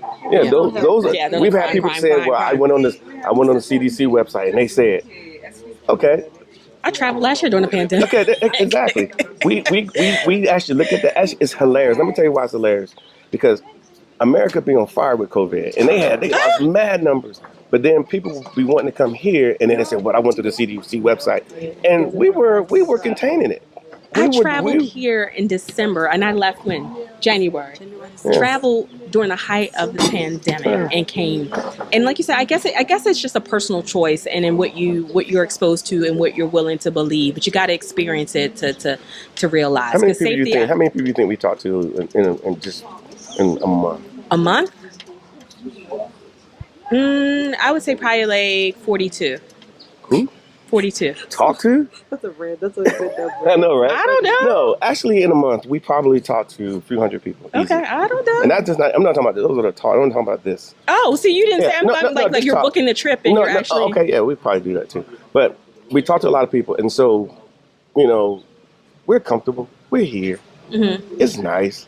I'm on my balcony. She's somewhere in the house. Probably got a gin, beach, and we talk to these people, and they're telling us what we're supposed to be, like what we're seeing. Oh, you're saying okay, and you're like, I live here. And I'm like, where are you? I live here. And then they say something like this: "Oh, I'm in Texas, and it's frozen, and it's ice on the ground, and we lost power." And then they say to me, "Well, I heard that y'all have rolling blackouts over there," and I'd be like, "Oh, it's some low shedding." Yeah, I'm like, rolling black. Like, what are you talking about? Like, they're telling me. I live here, and they're telling me what it's about. And they're in Texas, and it's frozen, and they can't come out. Well, Puerto Rico, and they have nothing. With the water, the infrastructure, and they have nothing. Idiots. But they're telling me what it's like to be here in South Africa. So as I'm like, wow, it's 85 That's degrees. really arrogant. Yeah, and I'm actually looking at my pool, and I'm like, wow, I can't wait later on this evening. I'm gonna get in my pool. But and these are, as you say, learned people. Mm-hmm. These are smart people. Most of the people that do call us, they're pretty smart people. Yeah. I mean, most of them should all over and stuff. Yeah. Mm-hmm. You should. I'm like, well, first of all, you don't get to tell me what I should do. Number one. And number two, I'm grown, like super grown. Yeah. And number three, this is not my first rodeo. So right. You're gonna believe what I'm telling you. I only can tell you. I love when they're like, you should convince people. I'm like, I'm not convincing people. I live here already. I don't. Either you believe me or you don't. Right. It's not like I'm walking around lying to you. I'm showing you my. But yeah, what? Yeah. I'm like, I'm not trying to take anything from you, but you would rather give someone who doesn't look like me or you 10 G's to go. I would not. A week and a half in the bush when everything that you actually want to see is not out there. But thank you. But I don't waste my time with people. I'm like, I don't think you're travel ready. Yep. And that's why I told Bully, I said, the thing about here, I said, you probably can't appreciate it as much as I said, because when I go in the store, somebody looks like me, they own the shop, and I'm supporting. I said, at home, we actually have to have Black Friday or in terms of like finding the black stores, and there's a list in terms of like support black. And I was like, here, it's just automatic for the majority of the places. Yeah. And I was like, at home, you got to actually make an effort to find a black florist. I mean, the website's like, where can I find a black florist? And this, and it's like here, it's just like. But you also got to remember, too, when we talk about these learned people, and like they said, this isn't our first rodeo. Those same people that call us, expect us to cater to them in a way like if we were in the States, meaning that like, because you're black, I need you to double deliver to me for less money. Oh, no. Why? And see, that's the thing. And my husband and I are like that. We don't bargain and negotiate. We like art and things like that. But I'm like, if you made that French fry and we see you making it. Why should I pay you any less because you look like me? Why should I try to hustle you? This is the price. Why should I try to hustle you? This is what I say the value is, and if you want it, you need to get it. Yeah. You know, you need to pay it. But then I'm gonna give another person right. You don't question. And you don't get the authentic experience. You don't question going to Disney World and they charge you 3 arms and 2 legs to get inside. And don't order a soda. Right. What's that, $9? No, I think it's like 12. Yeah. No. People pay it, no problem. You pay $22 for the refillable bottle, and the refill is still. That's why I was telling you I support. Like when like with Tawny, I was like, look, we're gonna go to Cape Town. I saw in the video, I was like, some kind of way we gonna hook up and get in somewhere. Called her. I was like, I will support you because you look like me. I don't know you, nothing. And she took care of us. She did the vineyards on the back end. She did the speakeasy in the back end. I was like, okay, we can drink out of a teapot, and it's Roy Boyce, quote unquote Roy Boyce. Y'all gotta go. No. But that's my goal to stop putting money into other people's pockets, and you don't get that experience. And it's just, Here the reason, and I hate to cut you off on that, but the part that I like is the simple fact that, you know, if, like, for example, we're going to tip the young lady. That came in. Yeah. Yeah, I know, right? That's your girl. Yeah, you know what I'm saying? Like, yeah, but at the end of the day, I mean, we tip her. That puts money. That takes, if she goes, wherever she lives, she That's could our live transport. Yeah, she could live in Olive or anywhere. But that's just when we come and we do what we do and we tip a customary tip. I mean, that's money that's going directly back to the neighborhood for you know, school fees, stuff like that. You know, in the U.S., people think school fees are just like, you know, science fee. No, that's just to go to school. No. Just to go to school. So that's another reason why we need to do that, and that's the way I see it. Yeah, same, you know? same. Yeah, and bringing on people. You know, some of the people that we bring on to even work with us are just guys that send me an email and say, "Hey, I'm a guide." And in the States, you would think, okay, just somebody who knows what's going on. No, an actual true guide is somebody they're certified. This is what that's their job. That's what they do. Kind of like a Microsoft certification back in the day. When we get the you get a proper guide. Ones that got the little thing going. At church, they would have deaconess or usher. But they're very proud of what they do, and they want to show you. So they call us, and I'm like, you know what? I can go with someone else. But I'm like, no, we're having a conversation. You know what? You're going to show our people. Yeah. And I tell them straight up. I say, look, don't do this. Sit in the car and just be like a little robot and just talk. There are people. Talk to them. That's fun. Like with the poor guy who drove the van for Tawny. She was like, this is his van. He was black. He looked like us. Yeah. And we were all like this in the beginning. She said, by the time you finish the first vineyard, he's going to be your best friend. Yeah. And he was like, yep. And it is. It is. So it's very interesting. But I'm glad you I'll be here. Are considering, because we've been down this path. And it's just a matter of where. Yeah. Well, we didn't make the path. It was already there. There were people that came before us. Okay. Oh yeah, plenty. There's tons of people. I'm saying I didn't know if you had friends and connected. I mean, for me, it's family. So I mean, I didn't know your connection if you just came randomly. No, well, kind of. We ran across a brother. I'm from North Carolina. Oh, okay. And he was from North Carolina. He just happened to see us in the airport. Tasha, where are you from? Virginia. Oh, what part? The closest city would be Lynchburg, where Liberty University is, and I'm from Rustburg. Rustburg, okay. I was telling Mark, we had a lot of Virginians from school. Yeah, she went to Virginia. Yeah, so from Tidewater to Emporia, everywhere in between. No. Emporia is North Carolina. No, this is Emporia, Virginia. But, no, I know, but I'm saying it's like at the border. It's on the border, Yeah, it's on the border. Emporia is actually more southern and more rural. Have you ever driven through there? And Emporia is. We had all of our softball tournaments were there. My dad would be like, "All right, I'm gonna need you guys. These are the rules.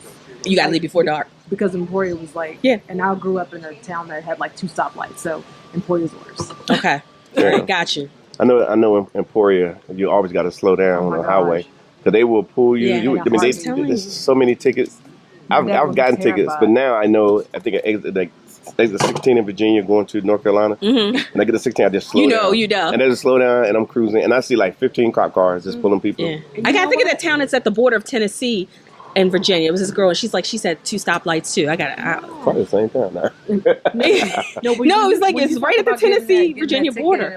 Emporia was the one. Driving back to college. I went to school in North Carolina, and I used to get a lot of speed tickets, and I got one in Emporia. Everybody gets one. I remember calling my dad, and I was like, "They want me to go to court." He was like, "You're gonna pay that ticket, and you're gonna keep it moving. Yeah, you're not going back. You're not going to court. Right, not by yourself. Yep. I'm not going in there."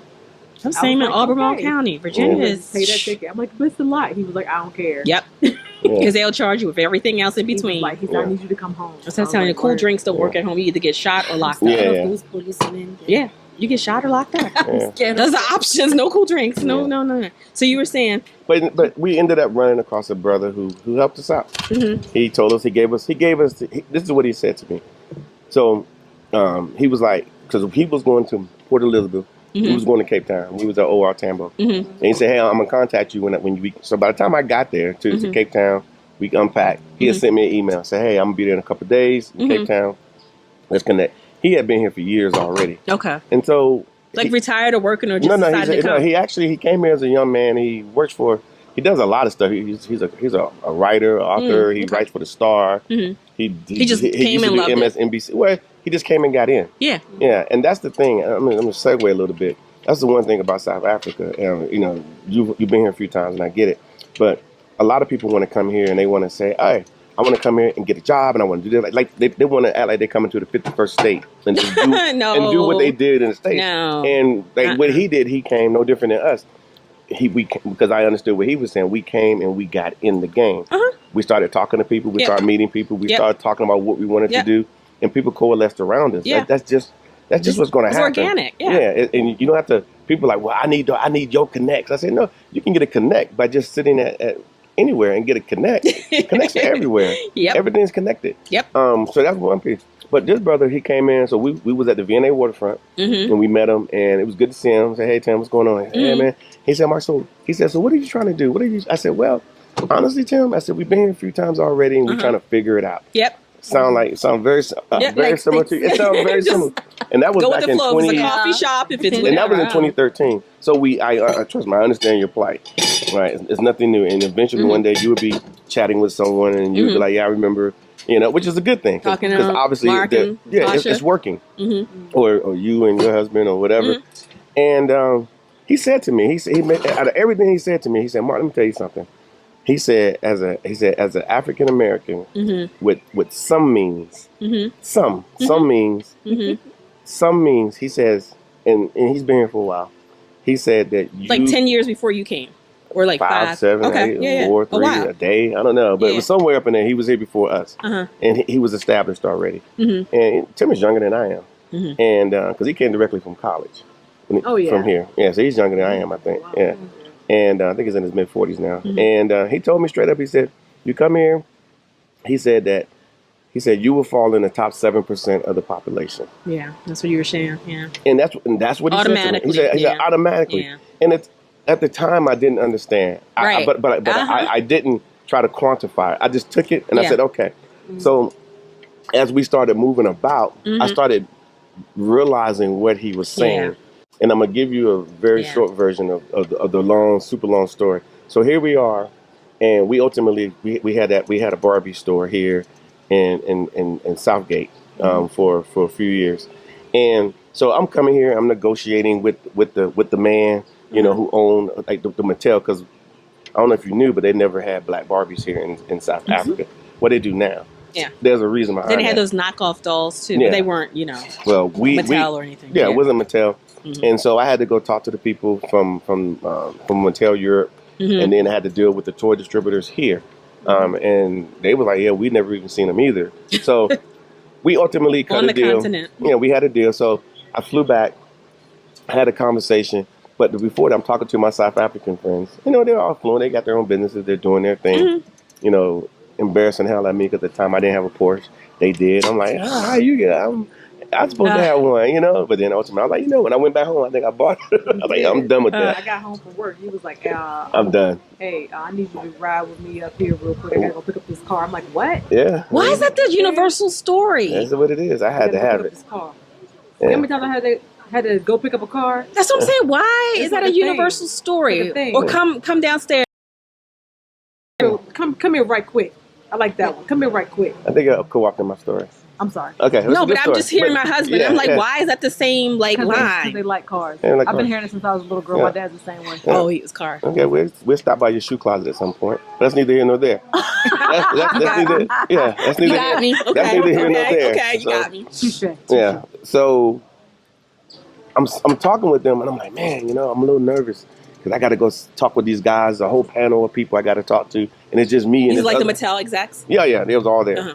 and it was me and I co-opted the South African distributor. He was a white guy, but he understood what I was trying to do. Mm-hmm. So we had this conversation, and my South African friends, and I'm sure Boule will understand what I'm getting ready to say.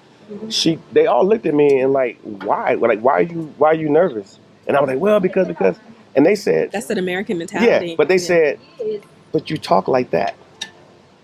They said, because you talk like that. What did you tell me? That American accent? They said you won't have any problem. They will listen to you. They said they won't listen to us, but they will listen to you. But isn't it something how we don't think that gives you access? She's like, Stacey, talk, Stacey, talk. Yeah. Stacey, they will They exploit me. Yeah. They exploit me to talk. I'm Simple. like, we got in a signature the other Yeah. day. I was just like, look, we're here. Talk. Da, da, da. They're like, okay, obviously. Lockdown. I was like, okay. Yeah. But that's but so that's what Tim was talking about and other stuff and other things. But And we don't realize that. Yeah. That gives us automatic We're walking access. around like in the States, like feeling like, well, I don't know. I got to throw my credentials on the table. Yeah. And that's you said when touting.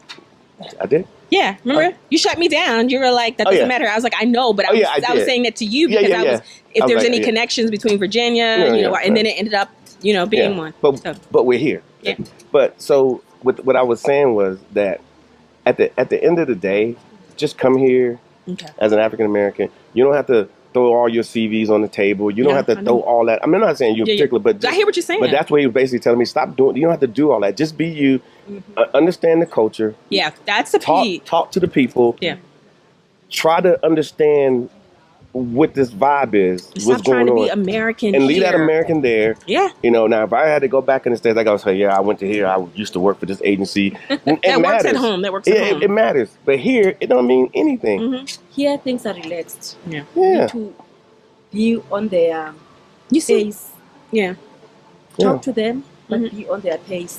And Bully's been like connecting me all different, kinds of people. And it's just been organic. And it's just because I had a conversation, like you said, in this one, and they're just like, oh, and I was like, I have no intent to come here and practice law. No intent whatsoever. I'm like, I can stay home and do that. Like, why would I come here and basically adopt that lifestyle and that work history here? I'm like, I could just stay home for that. That's not what I want to do. Yeah. Let me explain something to you. From G4S to you name, G4S is a big security, probably the biggest one in the country, to the National Traffic Police, to the, you name it. And they're here. Everybody who does anything to do with security, law enforcement, has contacted me because they know that I was former Secret Service. Nobody does it better than we do. And I will say that. I'll put that against anything. And so hey, could you come and work with us? Can you consult? That's why I'm so proud about Can the you safety this? part. Can you that? Yeah, all these things. And I'm like, you know what? I don't have to do that anymore. I don't have to live that lifestyle. Right. I'm more interested in living the lifestyle that they live. They live the lifestyle. The lifestyles that they're living are proper. And I love it. Yeah. I love it. It's not predicated on where you went to school, or what your what law they wrote, or what ordinance they put together, or whatever the white man sees says, okay. No, they're deciding. And I like to make that decision. Yeah. I like deciding with them. And then when I decide, there's always some South Africans saying, I got you. I love it. I mean, at home it's like, it's relaxed here. Yeah, we had these businesses. We had a major company in the U.S. and we did very well. Did we get any support from our people? No, not even that It's much. the whole crab barrel thing. Yeah, even when we tried to hire black doctors of physical therapy, I mean, shit, you're talking about starting pay $80,000 out of school. That's out of excellent. School, yeah, and I had a bunch of them. So obviously there was something that I was doing. Yeah. But my point is, I tried to hire black ones, and we couldn't hire black ones. They wanted to go somewhere else. So I had a whole bunch of white ones Eating off of you every day. Yes, and I'm making sure that their kids got shoes on feet. Eating off I'm of making you. sure that they're paying their rents. They come to work, but I would have rather. But here, I don't have to do that. Yeah, I love it. This is great. Yeah. I just need to, be still and just, for me, it's my faith is important and my husband as well. So it's like without God, will direct us, and it's not going to be a struggle. It's just no struggle. No, it's not going to be a struggle. And like I said, I'm happy here. My body, my mind, everything. It's just it's just a timing. Just come proper. It's not about the things like if I'm leaving this state and I'm moving to this state in the United States, so I got to have certain things. that's kind of true here, but it's really not. You can be at a lot of deficits, and but as long as you can make some friends, take like 8 minutes to make 8 friends. Oh, I got her whole tribe. We got a group of women. There's nothing you can't do. Yeah.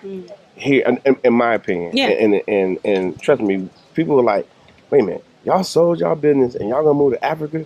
Like, well, why don't you move to Atlanta? I'm like, what am I gonna do in Atlanta that I couldn't do in the DMV? But here I can do the most, and so live the most. Yeah, and not be fearful. No, I'm saying live the most in terms of you don't have to be. No, seriously, think about live the most in terms of that stress, that stress, the microaggressions, that racism. I mean, it's here, but at least you know who it is. Like home, it's different. But I would say this, and maybe Boulay will agree with me, maybe not. But those little microaggressions, those little things, you almost got to look for them, in my opinion. Here. That's what I'm saying. You gotta look for them. That's what I'm saying. You gotta be like, okay, I need somebody to microaggress against me or something. I don't know. Because everywhere I go, and what helps us as African Americans is the fact that we talk like this. Yeah. And but that bothers me too much. No, it shouldn't bother you. But no, in a sense, because I get different treatment. Because if I'm out, me, you, Bully, there's a table there. And it's here, a table of Americans. I'm gonna get treated than my brother and sister over there. That still bothers me. Well, because I'm American and they hear the accent. That still bothers me, and I look the same. Okay, let me help you out there. Let me supremely help you out. And I get it's my dollars. No, it has nothing to do with it. What are you? Kosa. You're Kosa. Yeah, Kosa. I know we both look black, and we have a lot of similarities, but she's different because she's Kosa. So if when she goes back home, she gets treated a certain way. If she goes to Durban, do you get treated the same in Durban than you get treated at home? What, in her village or in Joburg? I mean, Durban are Zulus. And she knows exactly. Yeah, when they hear I'm a Xhosa, they automatically the way they treat us, different. It's divisive. Yeah. So it's not divisive. It's just that's their diversity, and that's diversity. Thank you for explaining that. Exactly, that's their diversity. Wants to say to you, it's normal. It's normal. It's normal. That's their diversity. As long as there's no racism, it's normal. So what I'm seeing and perceiving, what my ignorance I thought was racism, is just more the cultural diversity, in that you're going to be treated like a Southerner, or I'll be treated like a Northerner, because. Okay, let me make it easy for you. She's gonna, when they hear you talking American, they want to treat you more better than me because of they can hear you're a visitor. Yeah. You're not a visitor. Because of this. Okay. Yeah. Okay. They want to give you more. Thank you for that. Yeah. Thank you for that. Yeah. Because that doesn't sit well, but that makes me feel. They want you to feel welcome. Okay. They want you to feel more. Not because of maybe they are Yeah. putting me on the side. Okay. They want to welcome you. Thank you for that lesson. Yeah. That makes me feel better because it just like, especially like, when we go to those other places and I'm just like. It's not that they see anything like bad or better. Okay. You are a visitor. Okay. Yeah. Thank you for that. That makes me feel better because I'm just like, Because the good part about us, especially being African American, and hell, we earned it at this point. We actually have. Yeah. When I go to different parts of South Africa, and I'm dealing with all the cultures here, they all want to show me their culture. They want to embrace me, and they want me to come in. It's tiresome, but it's nice. Yeah, no, it's great. I absolutely love it because I'm learning things all the time. Yeah. And she's here. She knows the culture. She knows this. And she speaks 11 languages you speak? Yeah. So they know. English and Spanish. But they can still hear my accent, even if I can talk Tswana, even if I can speak Zulu. They know I'm a Xhosa. Yeah. And when I get to Durban, they can hear. And in Durban, they want to treat me better than a Zulu. Yeah. Because of they can see that I'm a visitor. Yeah. But the good part about the whole thing, and I'm going to wrap it up here, in that part, is the fact that she's a very proud coastal woman, extremely, and those Zulu women are they're very proud people, and so we need to be just as proud. They know their roots in history, and we need to be just as proud. But proud of what? That I'm a freaking refugee in our own country and I have no connection to my history. What you need to be proud of, what I'm proud of, is the fact that I can come here, and these South Africans, wherever you found or whatever culture, accept me as I am. As I am. They don't bring up the stuff that you're talking about. That's not a conversation. The conversation is, let me tell you about how we do here. You know what? Let's go grab this cooler box and go out over here and let's sit under this tree and let's talk about it. And then by the time you walk away from that tree, you've learned so much that you can identify with. And so you can always... That's the thing. That's why I said, why am I identifying? you It's can like always put yourself in these spaces. Yeah. You don't have to stay because there's an American flag tattoo, or as somebody says, program proud to be only proud of America. Hell, I was a soldier. I went out to these combat zones. Right. I've done all You this fought for stuff. the country. Yeah. However, I get at this point in my life, I get to choose. All the other things I didn't get a chance to choose for the most part. I get to choose. Say that again. You get to choose. I get to choose. Your lifestyle. I get to choose. Still go to maybe Eastern Cape Eastern Cape. to see how maybe Xhosas behave. Yeah. To see how you need to go to like the villages.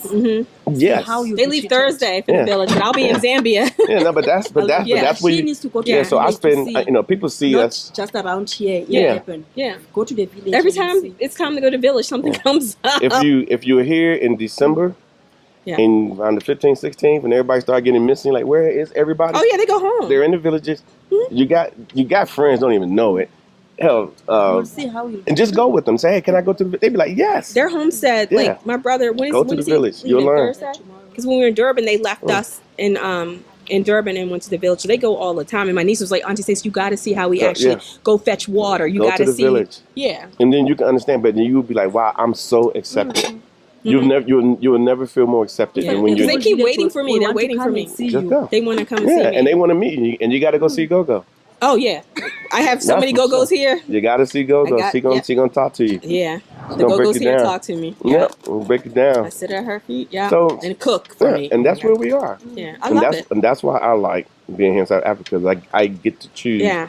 And they choose me every time, and I choose them every single time. And it's gonna work out. I'm not stressing over it. It's Oh, just, well. my husband is straight up DC, like that hustle bustle. That's what thrills him. So coming here, it's DC like, will always be there. that's the thing. But he's just like, and I'm like, You know- like that. I'm like, when is that hustle and bustle going to come out of you? Like, when is Well, that? I'm Yeah, like, I chill. did that. I used to be that guy. We're almost 50. I'm like, Yeah, we gotta. we get there.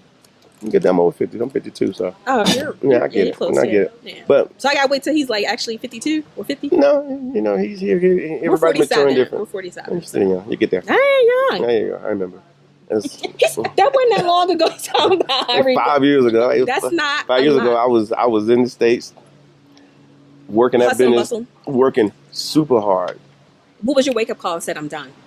Because some people it's like a health scare. Some people it's like a financial crisis. I'll put it to Some you like people this. it's like When I was in the funniest one when I was in the Army. I was 31, 32 years old. I was doing very well for myself, and I messed around. One day, I literally got out of the bed, put my feet down, and I said I was gonna put my uniform on to go to do physical training, PT. And I said I ain't gotta do this no more. So you were at retirement? Like I don't know. No, what I was only I had 13 years in, and I was like I don't need to do this. So you could just leave? Yeah, I put my paperwork in, and I left. Okay. So- I thought you had to do mandatory like years for the service and all that stuff. You forgot who you're talking to. And I'm trying to be funny. No, but I got I'm you. just telling you. There are those that I are got like, you. yeah, that's the guy. If you can get something done, talk to that guy. Okay. But anyway, and I just decided, I was like, you know what, it took me a little while to get out, but I ultimately bounced. And then when Something clicked and I you're like, got- I'm yeah, done. and I ended up applying for the Secret Service, and I got Yeah. selected. Yeah. Came on board. I was on VP detail the whole nine. mhm. And then one day, we had so in 2008 we started that company, but for 4 years I was still working for Secret Service, so I was all over the world. Yeah. But I had a world phone talking to her about what's going on at the office. like my big And- phone. Yeah, so we're doing our thing, you know. On different time zones. Yeah, You were I'm exhausted. everywhere, and somewhere in the country, somewhere. And so I did my thing, and then one day in 2012, I was like, because I had been in South Africa, it was in 2010, and I just decided. Tasha been with you before? Yeah, she had Okay. been. So I decided, we decided together. We was like, you know what? I ain't got to put up with this anymore. So, and I didn't, and a lot of it, great job, but it wasn't, You want feeding your spirit? the diversity wasn't there. Let's say with that. Let's just go with that. You know where I was. Yeah. So I decided. Yeah. I decided to say we're gonna spend full time working on our business, and then we grew it. That was a PT practice? Or PT practice. Okay. Yeah, we had a few locations, and then we ultimately just decided at that so we was coming here all the time. Mm-hmm. The average person would be like, hold on, hey man, Why you keep going it's to you South Africa? two. You guys got a nice 4-bedroom house on an acre and a half of land. You got a pool out back. Mhm. You got Porsches, Mercedes, We got Things. You got things. We got all the stuff. We got TVs Things. on every wall. We got furnitures everywhere. We got boom, boom, boom. We got locations. People working for. I mean, the whole nine. And there are people that there are. You know, in some people's lives, that's the pinnacle. We are. To me, that's just But we're stuff, spending and I'm more like- time in the Hamptons. We're spending more times in Martha's Vineyard. We're doing all. Those are all the places stuff. that you should Those, vacation. yeah, like, these are if all you the arrive. stuff. This is Yeah. all the stuff. Hilton Head, all those places. all the stuff. You know, Jekyll Island, all the Yep. stuff. We did all this stuff, and then RVs, whole nine. And then we still was like, You ain't happy. what are we doing? And then we decided to come. We kept coming back to Africa. Like, what are we doing? Okay, fine. Let's So go would there. you come like once, like a trip once a year? And Girl, no. We was here like, if you saw my old passport, I think I came. I was here at least 3 or 4 times a year for weeks or 2 weeks at a time. wow. 2 weeks, 3 weeks. You are going to end up here. Like, Yeah. We just kept coming here, and It was just a pull. Yeah. No, it wasn't. It was just. It just made more sense for us to be. But yeah, I got it summer, and I got a motorcycle sitting out there, and we can go ride and go to the Shenandoah or go to Yeah. somebody's. You said the Shenandoah. That doesn't compare to Yeah, what exactly. Kevin- Or whatever. Exactly. I know. I hear you, but like Yeah. when Tasha said Virginia Beach, like Virginia Beach and Shenandoah, it doesn't compare Yeah. to the natural resources that you have here. Yeah, It's so- like it doesn't compare. So we did all that. It was like okay. Our And- vineyards. Yeah, and Tasha was 30 something. Oh, she's young. Yeah, at the time, and so we was like, we're done. And so then we started saying, okay, fine. You know what we're gonna do? We're gonna unencumber ourselves. Yeah. And so we knew what our company was Purge. worth, and we knew what was sitting out in our garages and the monies that we already had. So we was like, you know what? Liquidate. We're gonna just come to South Africa, and we're gonna chill. Mm. And we came here to chill, and then ultimately, we started. People kept asking us about. So People us- stateside. people about us coming here. Us people wanted to come travel here. Oh. So we said, okay, this is what we'll do. We'll only do this because we didn't have to do a lot. So Yeah. we're like, we'll only do this. Yeah. And but we're business people. So what ultimately happened is, okay, if we are going to do this, we're going to do it Proper. like this. We're going to have proper vendors. Yeah. We're going to have proper relationships. Yeah. We're going to have proper. We don't have anything. I don't know what janky looks like. So everything is Yeah. proper. So we Because have your reputation tanks before you even start growing. but our company is set up properly to the point to where, now, the Marriott Group, they call us. The Legacy Group, they call us. We don't call any. They call they That call could be. us. They call us because they see what we're doing, Yeah. and they see how they're seeing how we do it. And it's not just a YouTube channel. That it's I'm so saying funny. I'm not a social media person, Yeah. and so I don't even have Yeah. social media presence. Yeah. And so when I like Google and research, I was like, oh, so I just started. I Yeah. just hit the subscribe and was like, oh, let me see. Da, da, da, da. Yeah. We just put stuff out because we can, but at the end of the day, on the business side, we're more slanted towards that, and that's why we can do what we do. Yeah. And we have a lot of support. People think it's just me and Tasha. We laugh. We like, okay, take me to one thing. That's fine. Well, I'll send referrals to Yeah, you because yeah. I want people to be able People to need experience. to, but and And it's the high cotton, as I say, the high cotton people. yeah, but your vineyard yeah, people. or we get those who we had a guy. I can't remember his damn name. This guy sent $50 every week or every month. I love it. He sent $50, and he's paid up now. I love He's just waiting to come. But love it. he sent his little $50. Yep, I love I'm it. like, they say 50, 50, 50, Yep. 50. And that's a lot to him. That's a commitment. And because he wants to get a part of this Africa. Mm. So at the end of the day, we want people to come here and have some levels of experience. Yeah. Not just get on one of these tour groups and then they just take you around real Yeah. quick and then you leave. Or the bicycle tours to Yeah. Soweto. Yeah. Ugh. But we just want people to meet some people and Yeah. talk. Like the last people that just left. That lady with her birthday, the blonde hair. That lady. No, this is another one. Actually, I haven't put that video out yet. It's coming Okay. out. But yeah, but her too. But everybody's just like, I'm meeting people. I'm talking to people. People are helping me. I'm walking. They're walking into a clicks and like, wow, everything's here. I'm like, why wouldn't it be here? Yeah. But they think it's not CVS. It's not whatever Discount and clicks. Walgreens or whatever it is in the States. That's So that's- people are yeah. really. A matter of fact, I tell you this short I story. can get service better here than I Yeah. can at home, especially with my hair.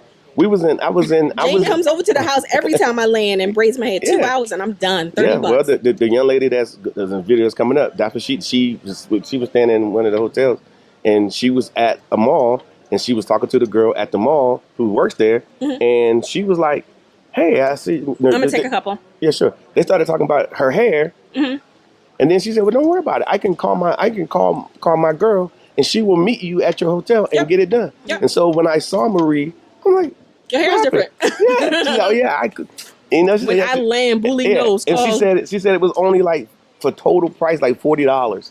And you know this at home is $300. Yeah, and then people don't believe me when I tell them. They were like, "Well, I will fly there just to get my hair braided." And that's what she was like, yes. She was like, and I only pay. She's from Brooklyn. She's like, she knows what she knows. She said, this is good stuff. She said, I'm sorted. Hair, The fiber, as you guys call it. Yeah, I don't know what they call it. I know, because you got a lot of hair. Yeah, I got plenty of hair. Yeah. All right, guys. My name is Mark Edward Blanton from the Real South Africa, and we just wanted to let you know that there is an avenue to get to South Africa. It's through our company. We're based in Johannesburg. That really helps you out because we have locations like this that can definitely help you enjoy your time here. We sort out all your lodging, all your activities. We sort out everything for you because you don't want to be sitting here trying to figure out where you're going to go next. We take care of all that for you. So the best thing I can tell you to do is just reach out to us at The Real South Africa. Our website is www.therealsouthafrica.com. And then, of course, info@therealsouthafrica.com. And that'll help get you here, too. So go ahead and let's start your journey to South Africa today. Hello, everyone, and welcome back to The Real South Africa. We have a very good first impression from Rosco Dowling. He has done his DNA and found out that he is from South Africa, part of the Sotho tribe. So watch this interview. It's pretty good. And of course, we're out and about, so enjoy. All right, everybody. We're here with Rosco Dowling from the city of Chicago. Yeah, I want him to eat his food at the same time. Okay. You know, make sure you're good. We relaxing. You maxing and relaxing here in South Africa and whatnot. Yeah. But the service has been pretty good though? The service has been excellent. Excellent. All right, cool. Top notch. Okay. So tell me about this journey, about you deciding to come to South Africa, because I'm sure it's a hefty story. Well, the journey started back in 2007 when I was taking my DNA test. The one that you showed me? Yes.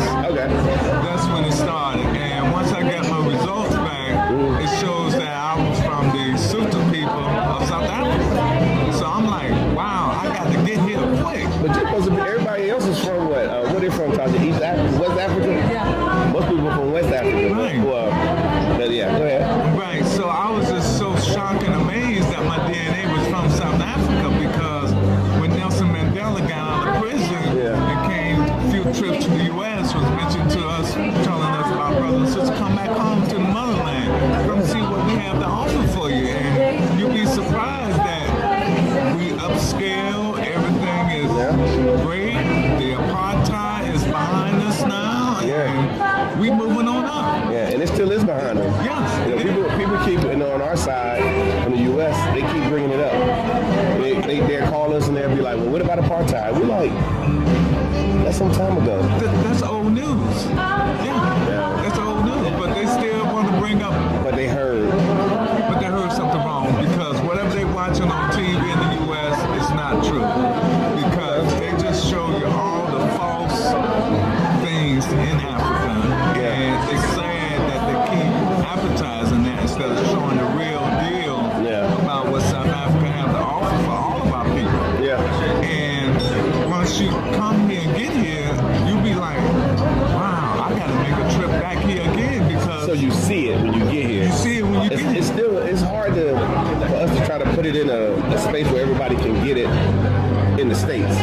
But we do enough to try to get them to say, hey, won't you come here, and then they'll be in your position. Right. And see, with some lamb on your fork. But once you look at the videos and you see all the other different brothers and sisters experience over here, that would tell you that it's a gold mine over here. It's a lot of opportunity for, if you want to open up a business, whatever your desire is, you can do that. But also, you'll see that our people are doing very well here. You notice that? They are supervisors, they managers of restaurants.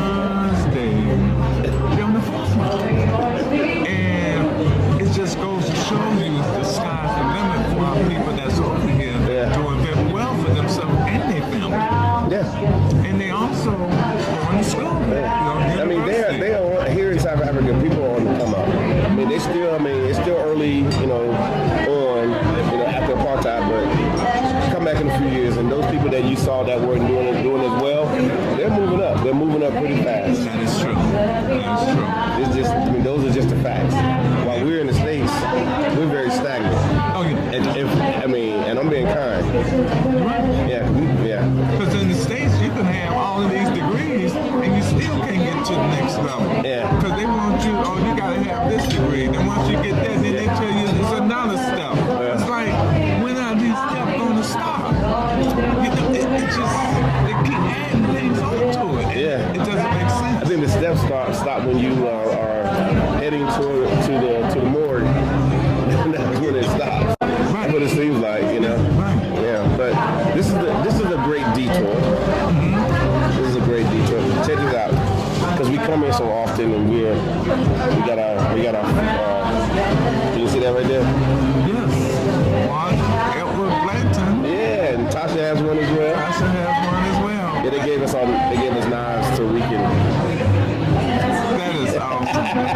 That is great. Yes. But those are the types of things that happen here. That happened here, right? Yeah. I mean, I didn't get one at Ruth Chris, Oh, okay. I didn't get one. They were like, nah, but yeah, so it's cool. So you said you had a special story. Well, first of all, because you came by yourself, was there other people that you wanted to come with you?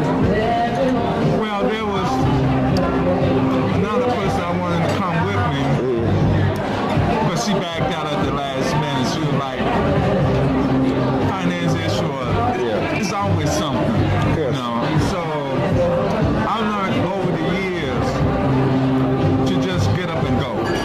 Yeah. Because I tried years and years ago to go different places with different friends, family members, but it's always something about, I can't go, I'm not feeling good or something. So I just get on that plane to go. There you go. I call it a freedom bird. I call it a freedom bird because once I'm on that airplane, I'm free of my mind. I'm free of distraction. Yeah. I'm free of all the stress, the bustle back in the U.S. I don't have that on my shoulder.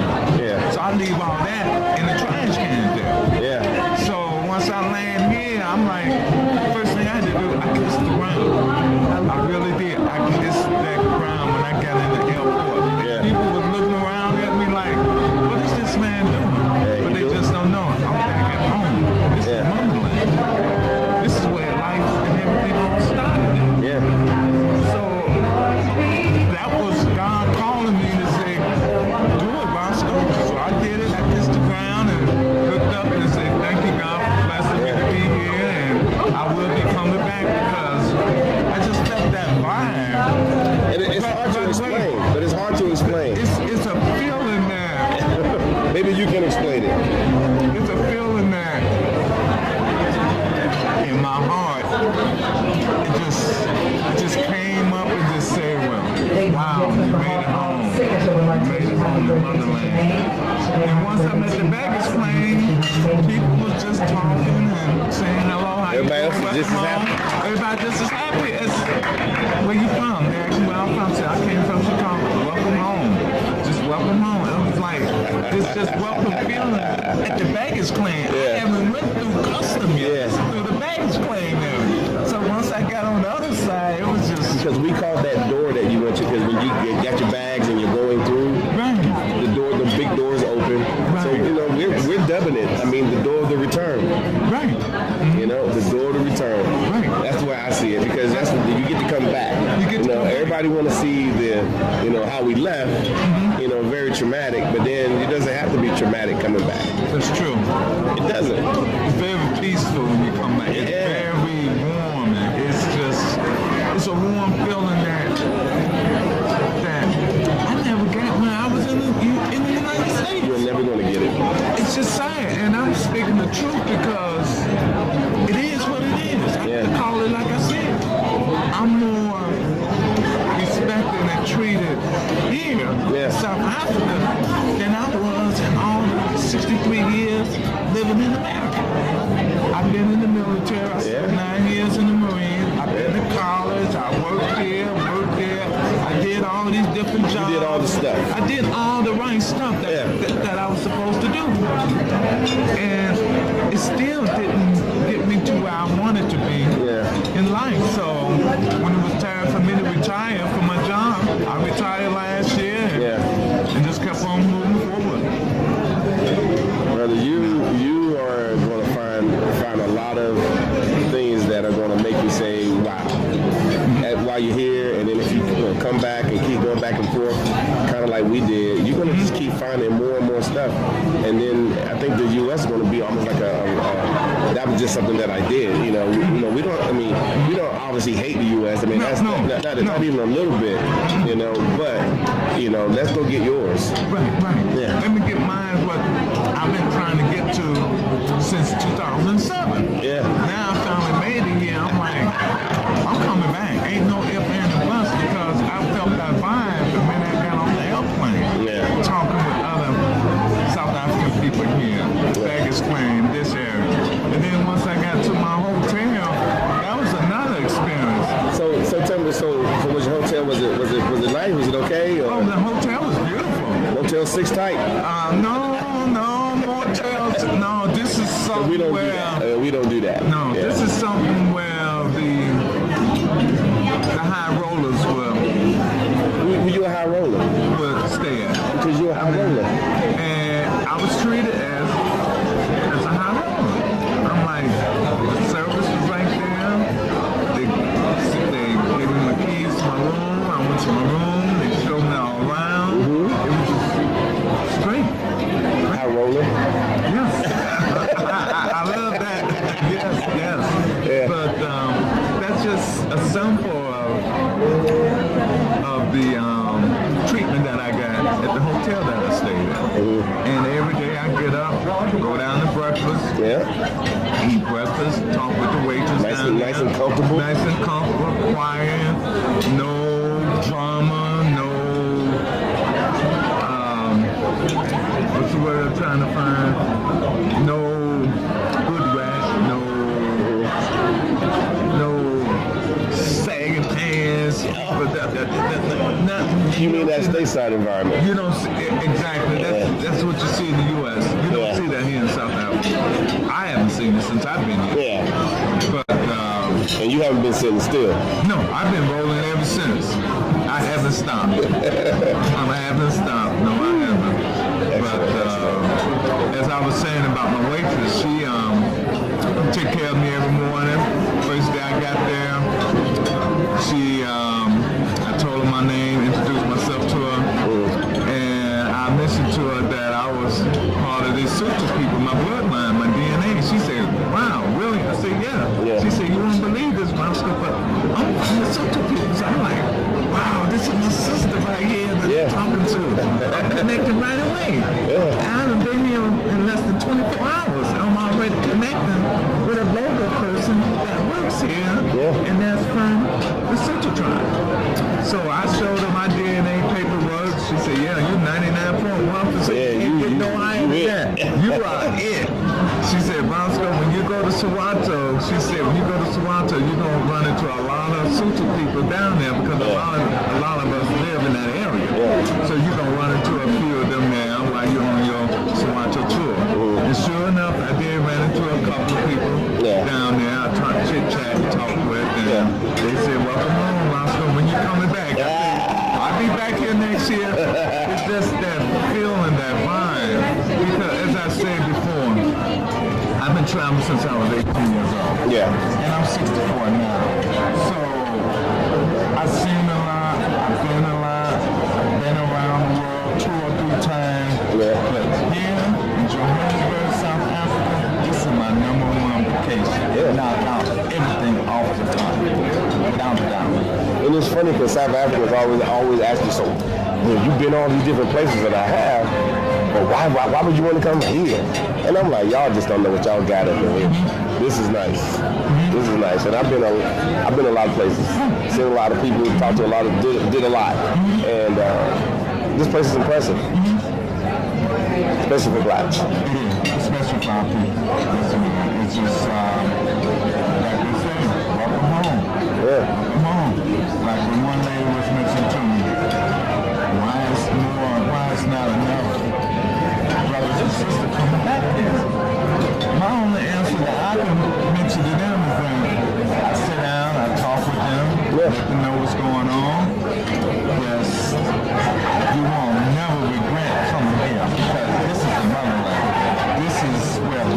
started. This is where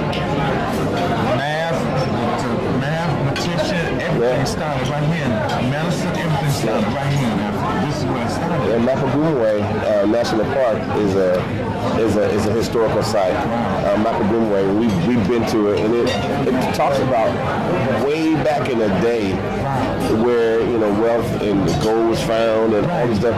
All Africans, this is way back, and they do a ceremony every year because some of the descendants are still alive. Yep, and so they come out and we get a chance to meet them and stuff. But it's amazing that some of the history that's here that we would never hear about in the U.S. Which is basically our history. It's our history. It's crazy. It is crazy. It's crazy. Yeah. We're good. Mm-hmm. So the food's okay? The food is great. This lamb chop is off the chain. You were tracking me up because you said you got the lamb chop because of our guy. Because of our guy, yes. What's his name? Yeah, Jerome, yeah. Jerome, yeah. Jerome, thank you, Jerome, for turning me on the lamb chop. Yeah, That's the first thing I had to order was the lamb chop. But you know I was thinking about you, Jerome. Oh, my God. See how you passed that info to me? Yeah, here we are. Connection, see? Yeah, that's what it's all about, connection. So that's what we do. But that's what we do. We put it out there. I mean, I can't convince you. I just put it out there and then you decide. And the information that you put out is 100% correct. Thank you. It's 100% correct. I never got rid of the end or anything, nothing. I didn't have to keep looking behind my back or anything. I was able to walk the street free as I wanted to. No problem. Nobody stared at you funny. Nobody stared at me, looked at me like I'm from another planet. Yeah, because if you was in Europe, they would look at you be like, yeah, well, we know. Oh my God. That's good. But as you do, I know I kept getting these emails and messages from you talking about some fabric place or something. Like, what's going on? Oh, okay, let me tell you something. The movie Black Panther. Sure. They was showing in a couple of scenes the sister people wear the beautiful colored clothing that they wear, the clothing that's trying and the hair. Yeah. So I looked on the South African website about a random meal factory that makes these authentic basuta blankets. Yeah. So I sent Dr. Latasha an email with the address and phone number if she can add that into my itinerary if possible, that I can make that journey there. So she emailed me back the next day and said, sure, Ross, I got you set up for September the 4th at 9 o'clock. The driver will pick you up. The driver was there on time, picked me up, took me there, and I went crazy shopping. I mean, they had some of the authentic, the beautiful color there. Yeah.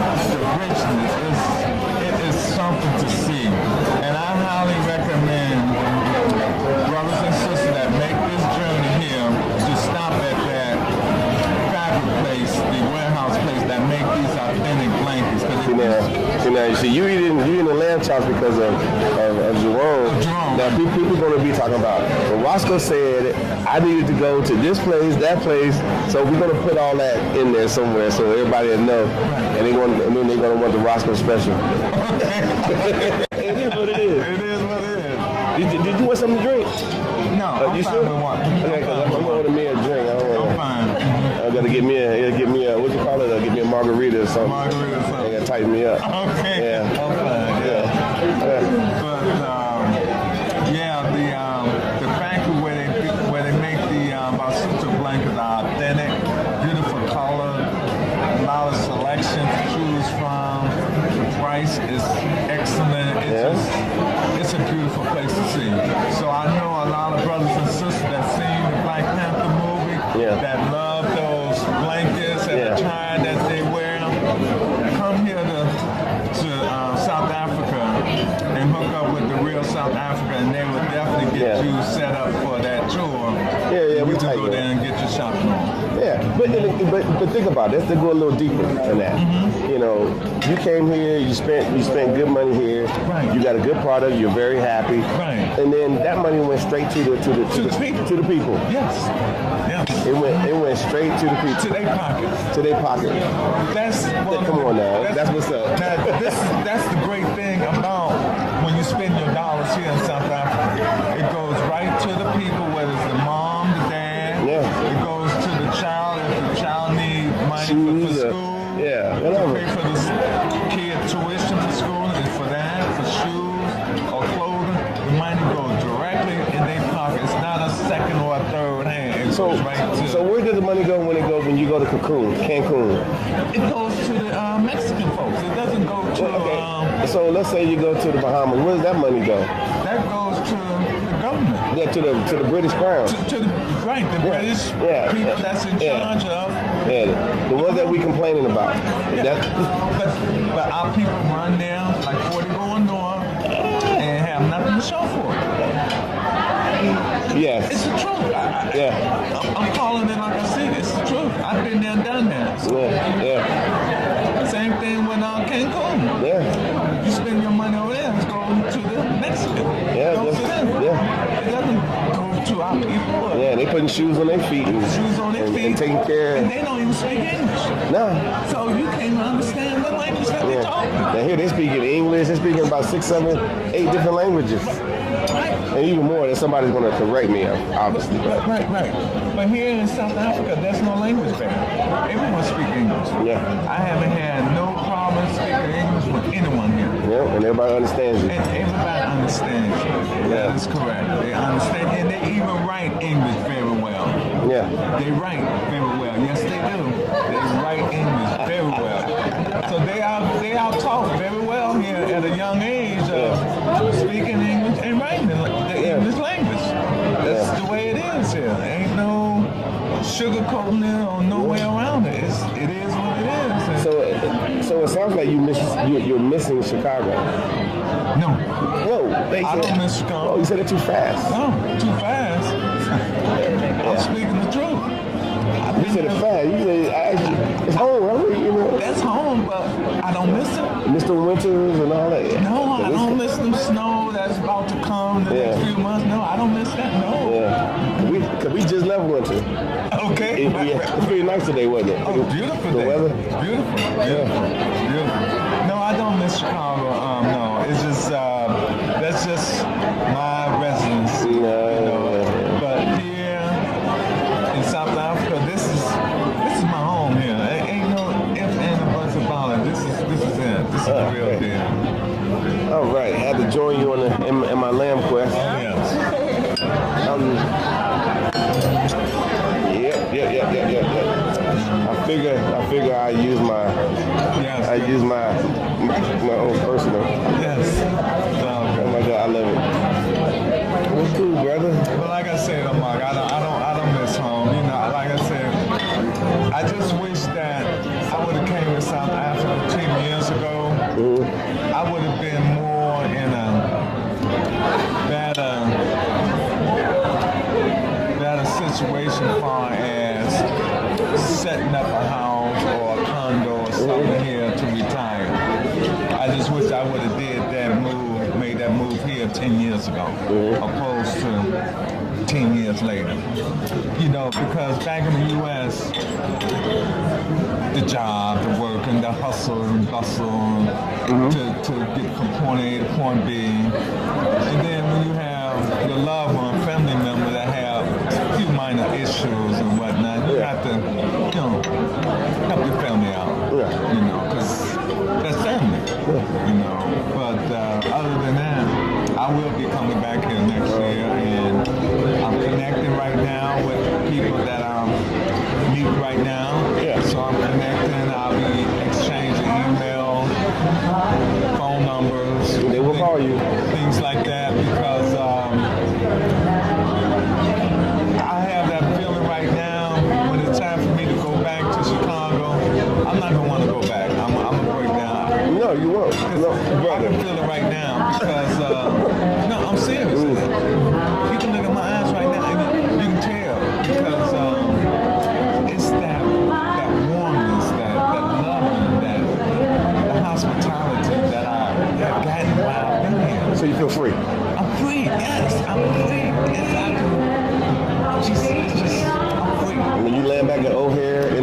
airport? I gotta go right back through that hustle. Or Midway, one or the other.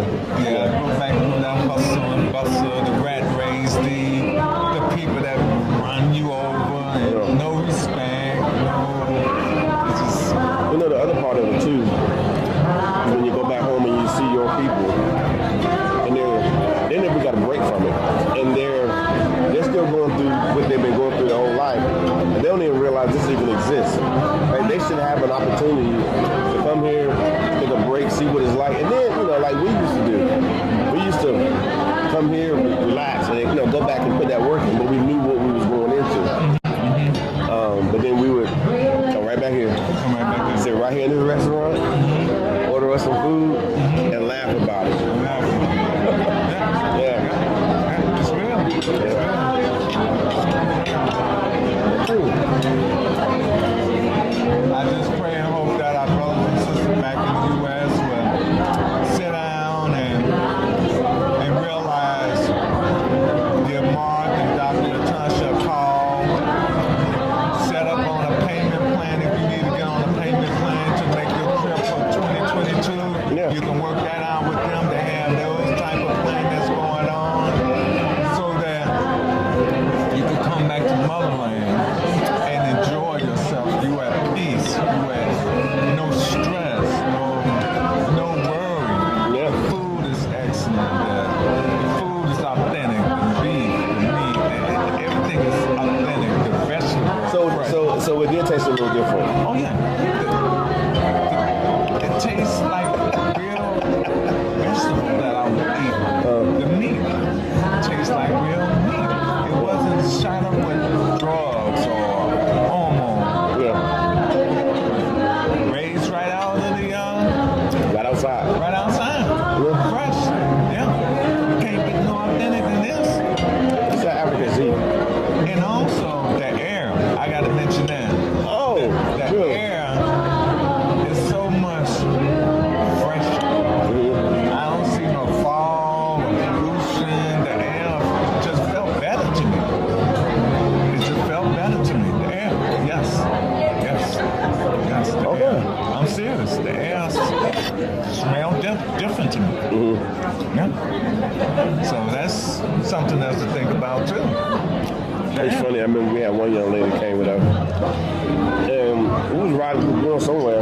Excuse me. And she mentioned it too. She was like, The air. it just smells different here. I'm like, It does. yeah. She's right, and I'm saying the same thing. Yeah. It's just Because we're here all the time, so Okay. we've gotten used to it.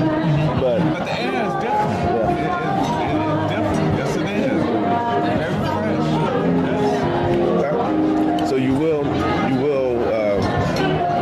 recommend that people get here. Oh yes, I recommend you get there as soon as you can. As soon as you get your money put away and see what trips you want to go with through Yeah. Mark and Dr. Latasha. They will hook up your itinerary, and before you know it, your time is here. You'll be right here sitting down with us having dinner and talking all the good things about South Africa has to offer. It's the truth. So now you did go to Soweto. Yes. And let me see, where did you go anywhere else yet? I went to Soweto and the mill where they make the Basuta blankets. Okay. Cool. Well, I'm sure we got a robust schedule for you. Oh yeah. Starting tomorrow, rolling out. Yeah.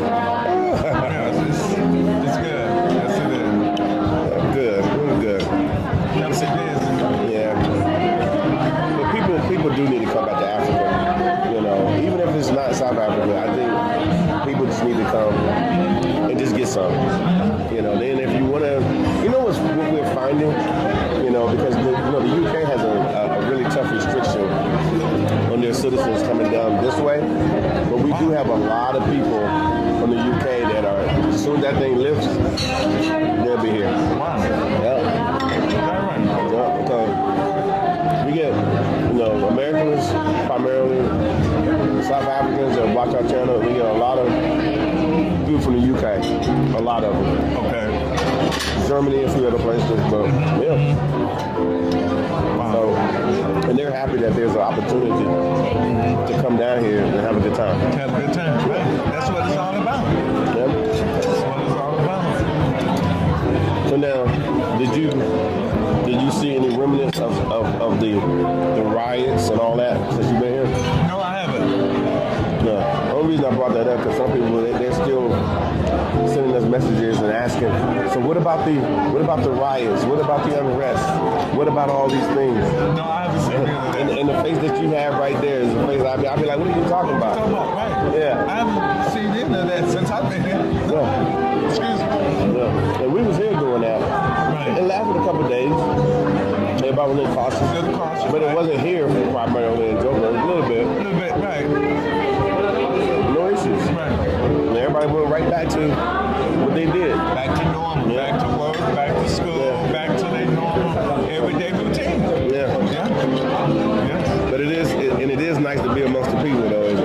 Oh, it feels great to be the majority. Oh my God. We don't stick out like no sore thumbs. We blend in. We all look like each other and Yeah. there's no staring down at you So like, you're- where you from? So you're a Papa Sutu man. Papa Sutu. I mean, I'm an old man, right? No, I'm just saying you Sutu. Sutu, okay, Yeah. yes. Yeah. But I had to share that DNA though, because that was That's good. That's You good. know, it's just You know, a lot of people don't realize that most of the people that are, especially the black people that are in South Africa, I mean, this is talking about hundreds of years ago. right, A lot of them migrated from the West. right, exactly. So a lot of the South Africans migrated from the same tribes and places that people say, well, I'm from this tribe. Well, some of those people are here. Oh yeah, right. Yeah. Because they came from that side Yeah. to get here. Yeah. Yeah. Right. Because the Sutu people, like my tour guide Herbert was explaining to me that when the Sutu people was coming from the Sutu and they was coming down to Joburg, which is South Africa, to work. Yeah. You know, In the mines. in the mines and Yeah. things like that. And then they go back home on the weekends or whatever to check bring on their money mama. back home, Yeah. check up on their parents. And then they go back on the buses and trains and get back to the gold mine. And that's where the work was at,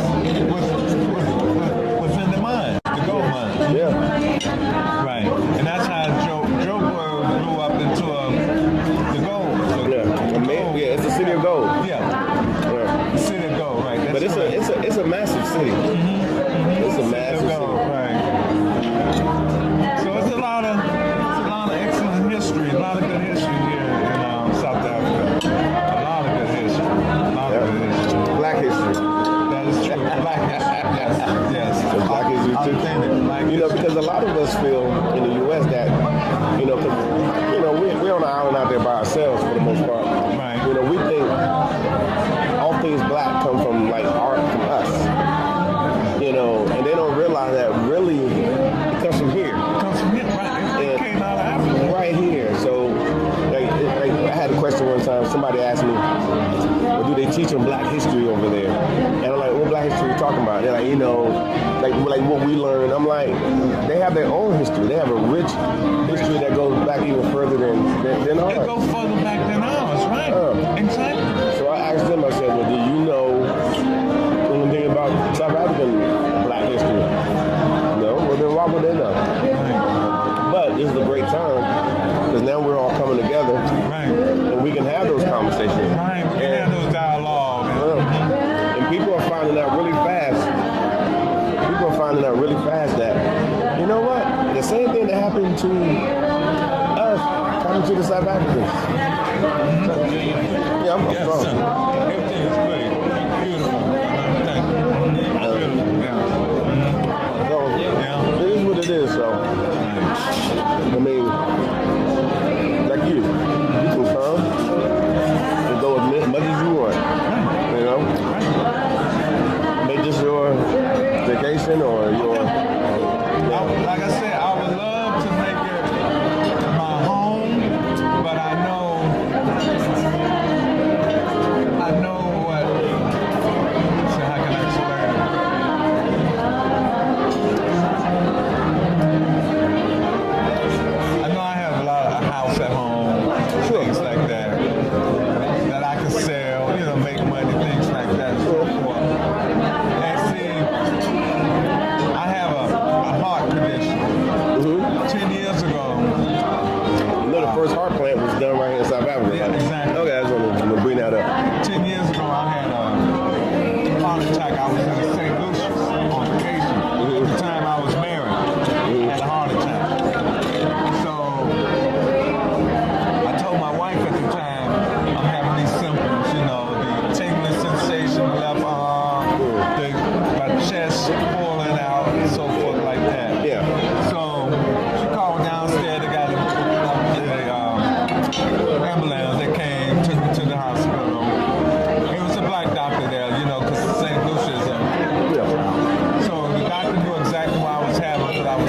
wife while I was having it. So make a long story short, he gave me the right prescription, the right doses, and everything to bring me back to the U.S., you know, to get me back stabilized, to get back to the U.S. So once I got back to the U.S., I went to the Mayo Clinic in Rochester, Minnesota to get a second opinion. Because one doctor wanted to put stents in me, and another doctor said no, because you don't have no blockage. So when I got to the Mayo Clinic, he said, what we can just put a defibrillator that'll monitor your heart rate, because you don't have any blockage there, Mr. Dowling. There's no blockage, you just have acute heart attack.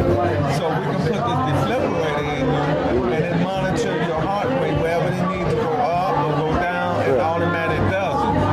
And if you stick your finger in the outlet, how you get that little shot, that would give you a shot, and your phone would be ringing off the hook. You know, we would wonder where you at, how you doing, so forth. Just like, it's like those, like at the airport and the hospital where they got those. Defibrillators. Defibrillator, right. That's what it is. So what it is shot you just because your body has, not electrodes, your body has those. Electrolytes. Electrolyte, right.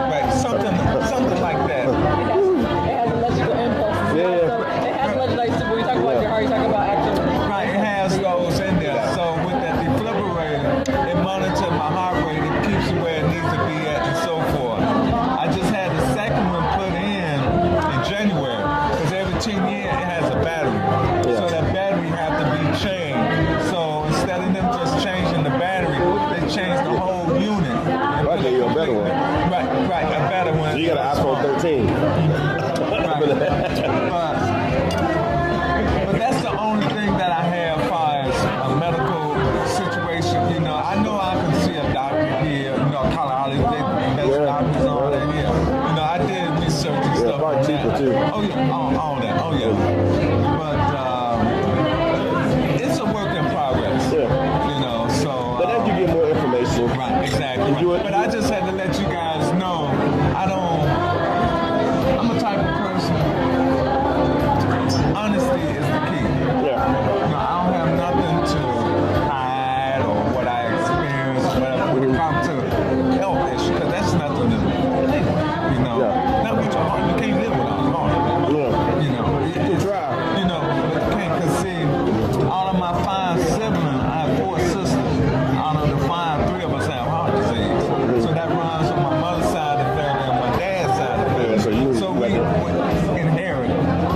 One of my sisters had what you call it, heart transplant, not a heart transplant, but heart surgery, where they had to replace so many different things of her heart and stuff. And she's still living a good normal life. She's 75 years old and so forth.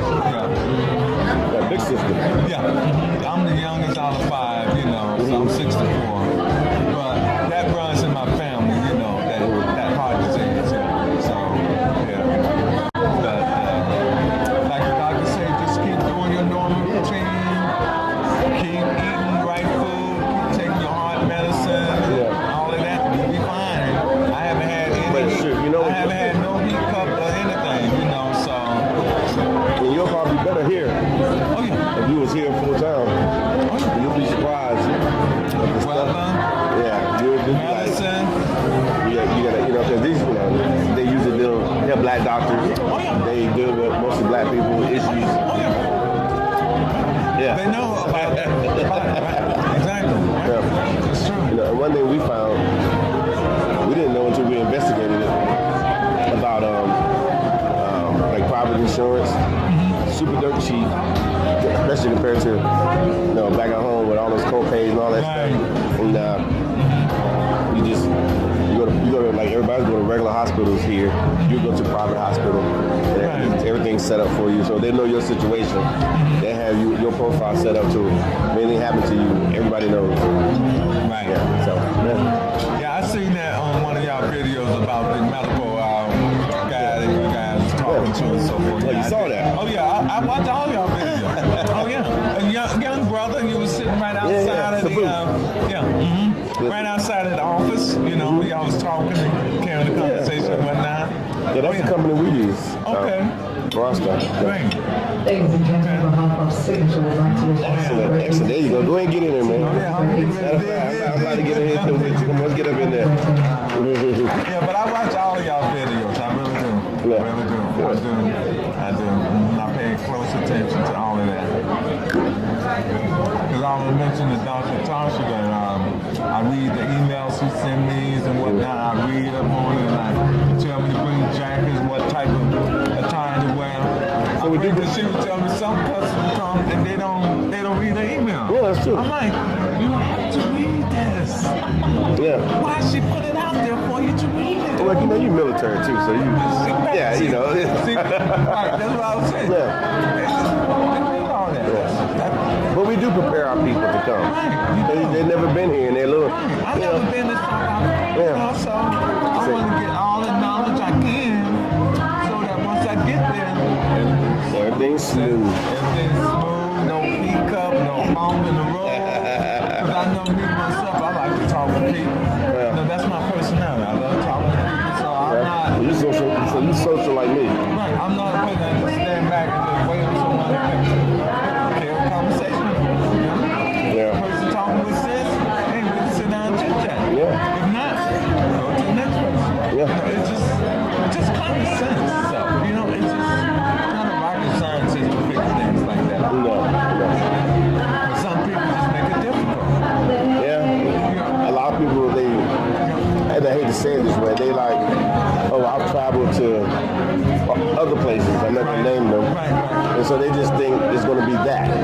And I'm like, oh, well, here they go. I called AT&T and told them. I'm like, I get all that, but, you know, download WhatsApp. You know, so we can chat while you're here and whatnot. And of course, Tasha has other stuff in place as well. But I mean, we know what we're doing. You know, when it comes to, I know in other places they're like, let's transfer money. You know, do I need to order money before I leave, or when I get there, how am I going to get local money? Or they'll bring U.S. money, and we're like, this is not the United States. It's not even close to the United States. You know, it's SA, not USA. That's my little, that's my little crappy joke. But I caught on to it. yeah, I'm trying, man. I'm trying to be a comedian, be an entrepreneur. But anyway, but yeah, but we do give everybody the opportunity to you know, when they get here, say, well, I have no issues. You know, we got people that come with kids. Right. So we sort that out. Sort them out, right?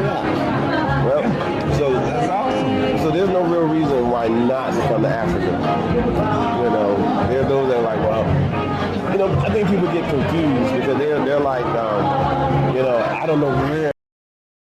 Africa's so damn big. It's too big. Just Google it. Like I was Googling about the warehouse. Tasha emailed me back and said, sure, Rosco, I can put the building together for September 4th. I'm like, wow, this is awesome, you know? So she went and looked for it and sent the information back to me.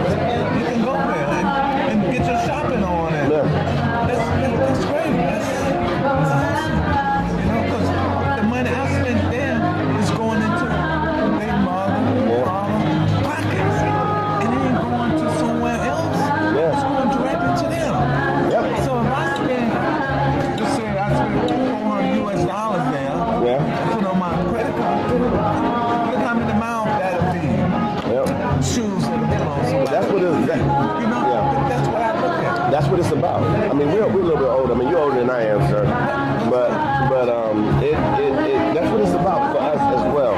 We want people to come, get a great service, get great garments, get all this stuff, make it a fair exchange, and then let the South Africans benefit from that tourism. To me, it's a win-win. It is a win-win, and also God is looking at that as well. I have to put it in the equation because And the ancestors. And the ancestors, because without them, I wouldn't be sitting right here. I wouldn't be here. They don't take care of me. If it wasn't for the ancestors. And for God to give me that opportunity to make this move and everything. So we see that, well, the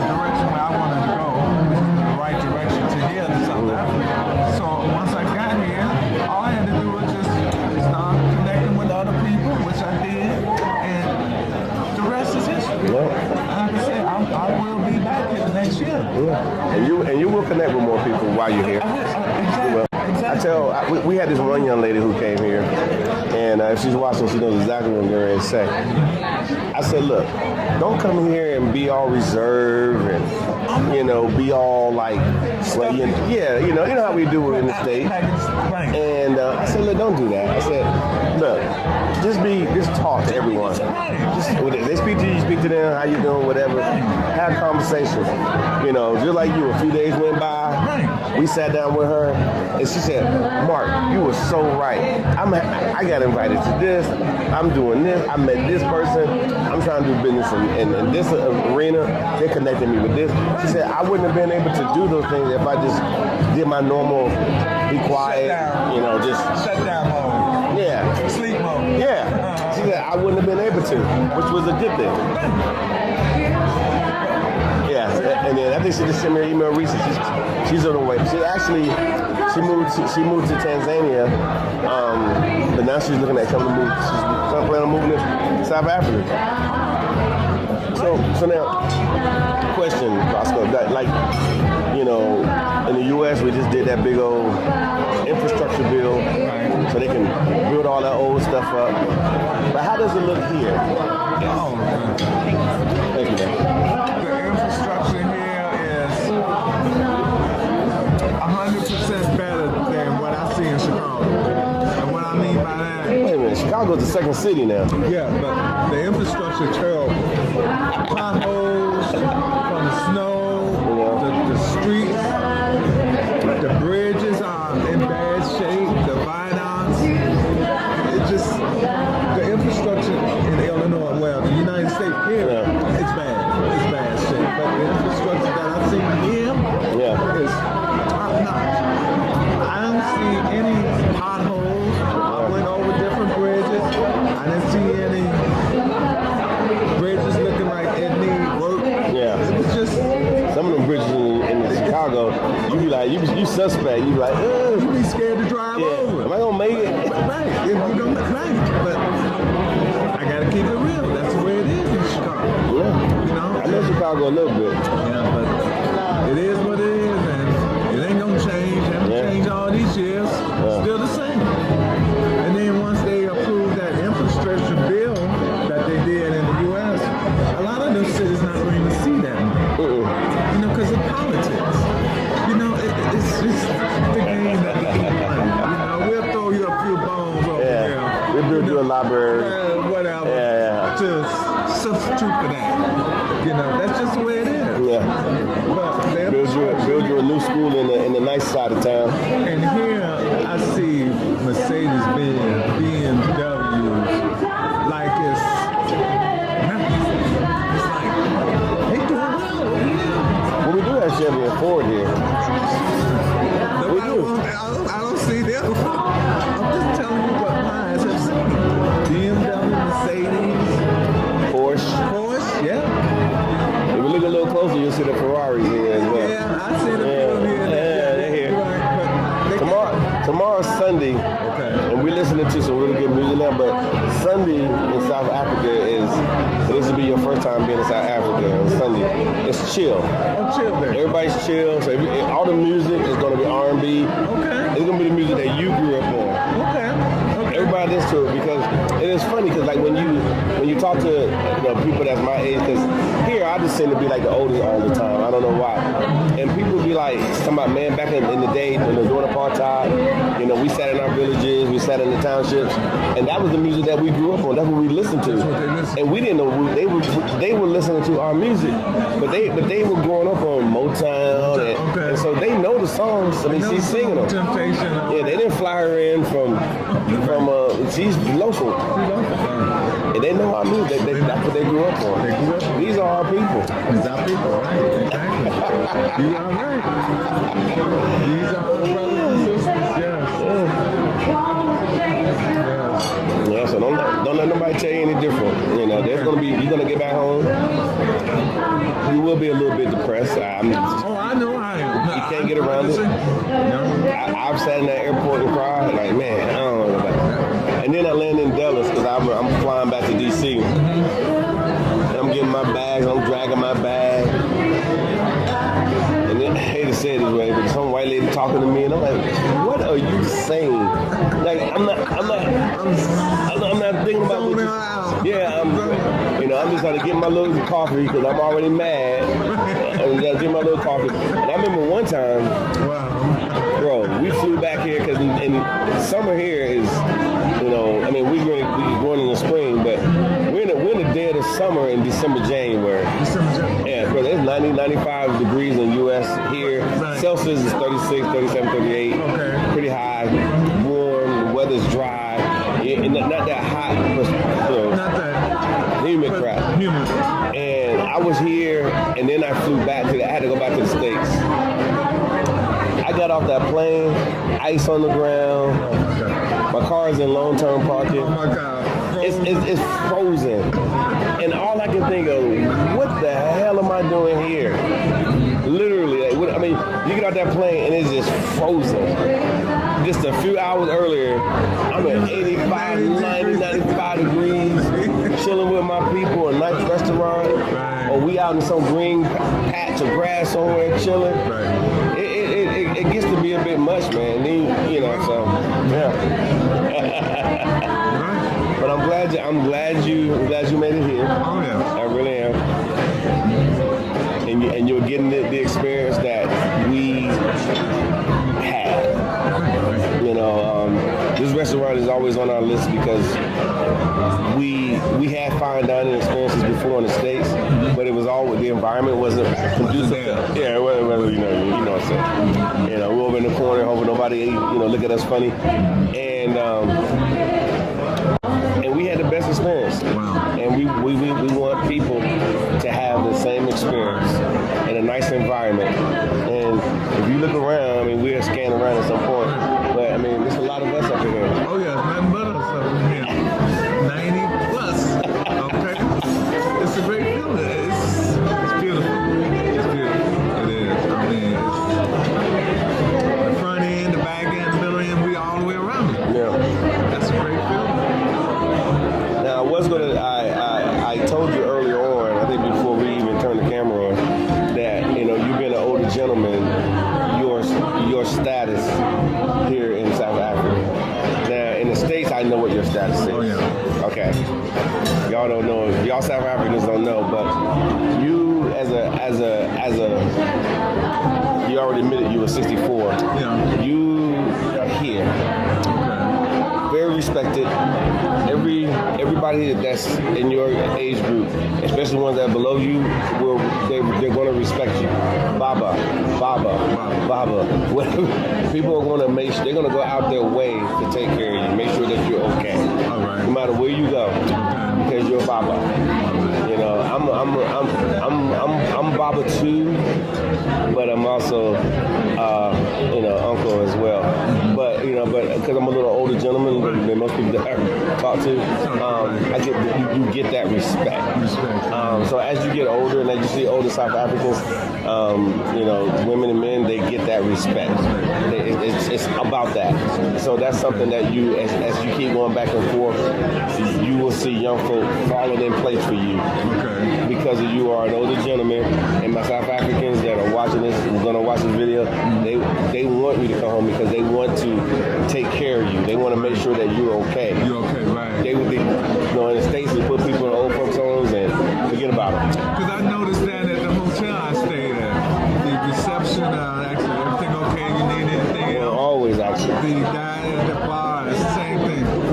Need anything, Mr. Fowler? Something I can help you with? Sure, you're absolutely right. That's what they do.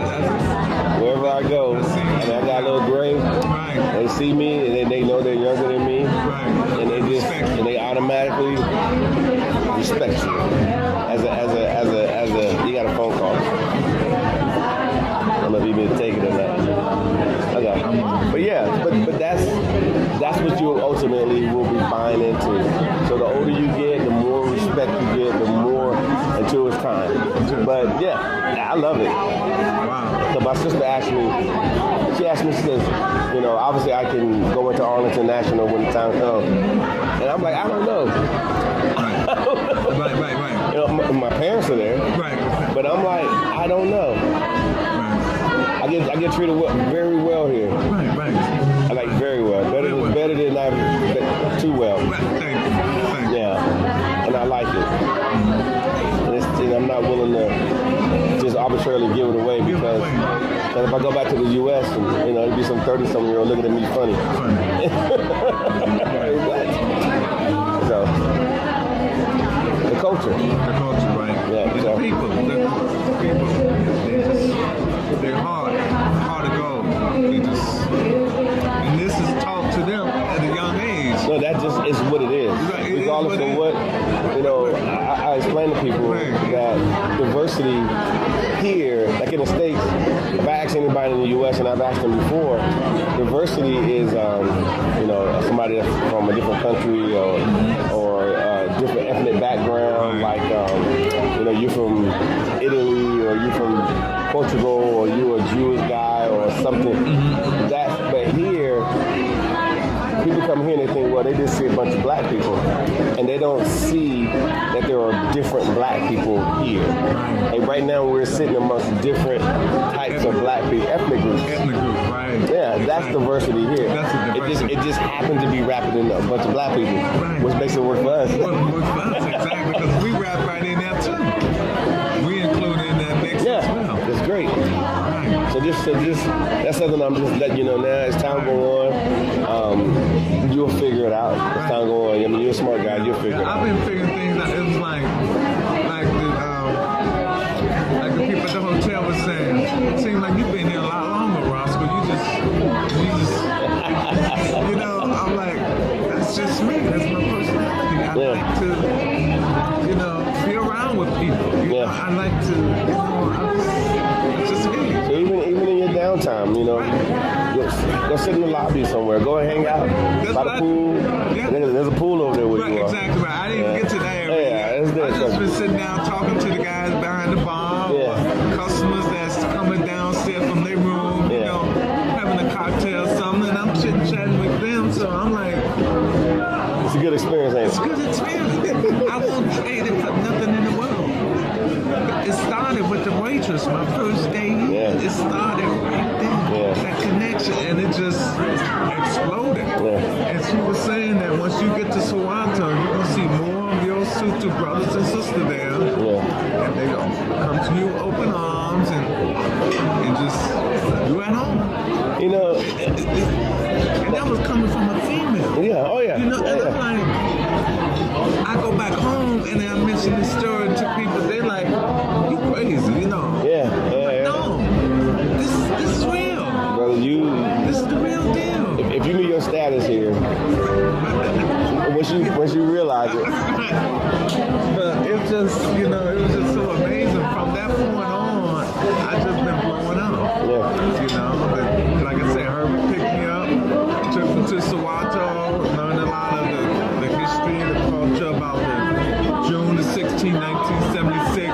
You heard about that? About the kids and stuff like that, and so all of that brought tears to my eyes and everything. Cause I'm right here, and I'm in here, and I'm just listening to him narrating to me, and I'm looking at the pictures, and I'm putting all that together, and it just hit my heart, and I started breaking down the tears. I felt the pain that those children was feeling, and it was just wonderful. It was just... And you remember 76 very well. Oh yeah, right. Exactly. I was 19 or 20 years old at the time. So it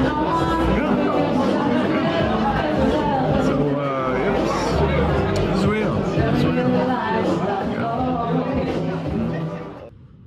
Wow, that was an amazing story from Rosco. We appreciate Senator's Restaurant for having us there so we can actually do this interview. I hope you enjoy the music in the background. Sorry if it interrupted with the conversation, but listen closely.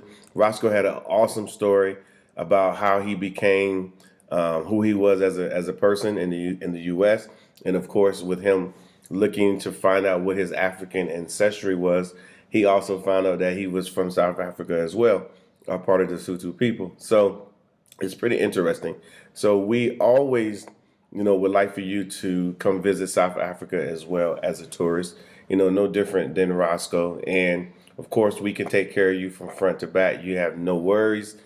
just like him. You get to have some of the best transportation, some of the best restaurants, and of course some of the best hotels to stay in. And of course you'll get an opportunity to meet us as well here in the real South Africa. So please enjoy, and of course, subscribe, like, and let everyone know about what's going on here. It's a movement. We have plenty of people that are interested in visiting Africa and South Africa.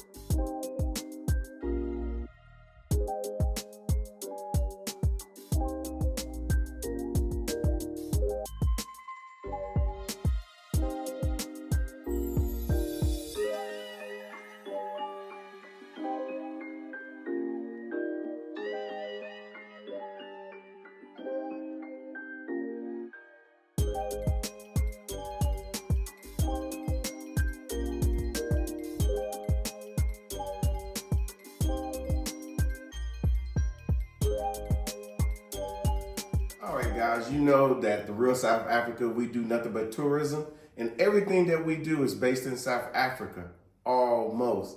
A lot of you guys realize that we did go to, where did we go? We went to Victoria Falls, and we had an amazing experience. We got an opportunity to talk to the owner of the location that we really like, and we know that you guys are gonna like too. So I'm gonna put that information, actually I'm gonna put our little interview we did with her with this as well, so you guys can check that out. But at the same time, we did a lot of stuff there, and what we want to bring to you is our opportunity to fly over the falls. I'm gonna put that video together, so look at it pretty close.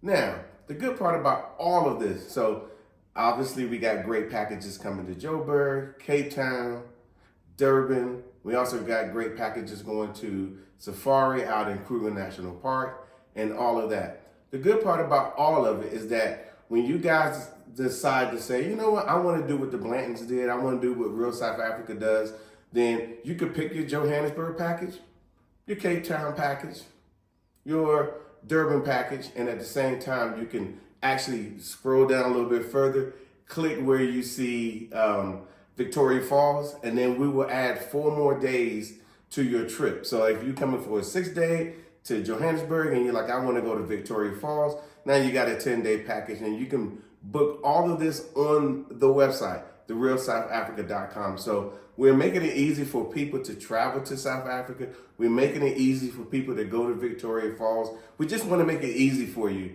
and so forth. So all I can say is we'll see you guys here in sunny South Africa.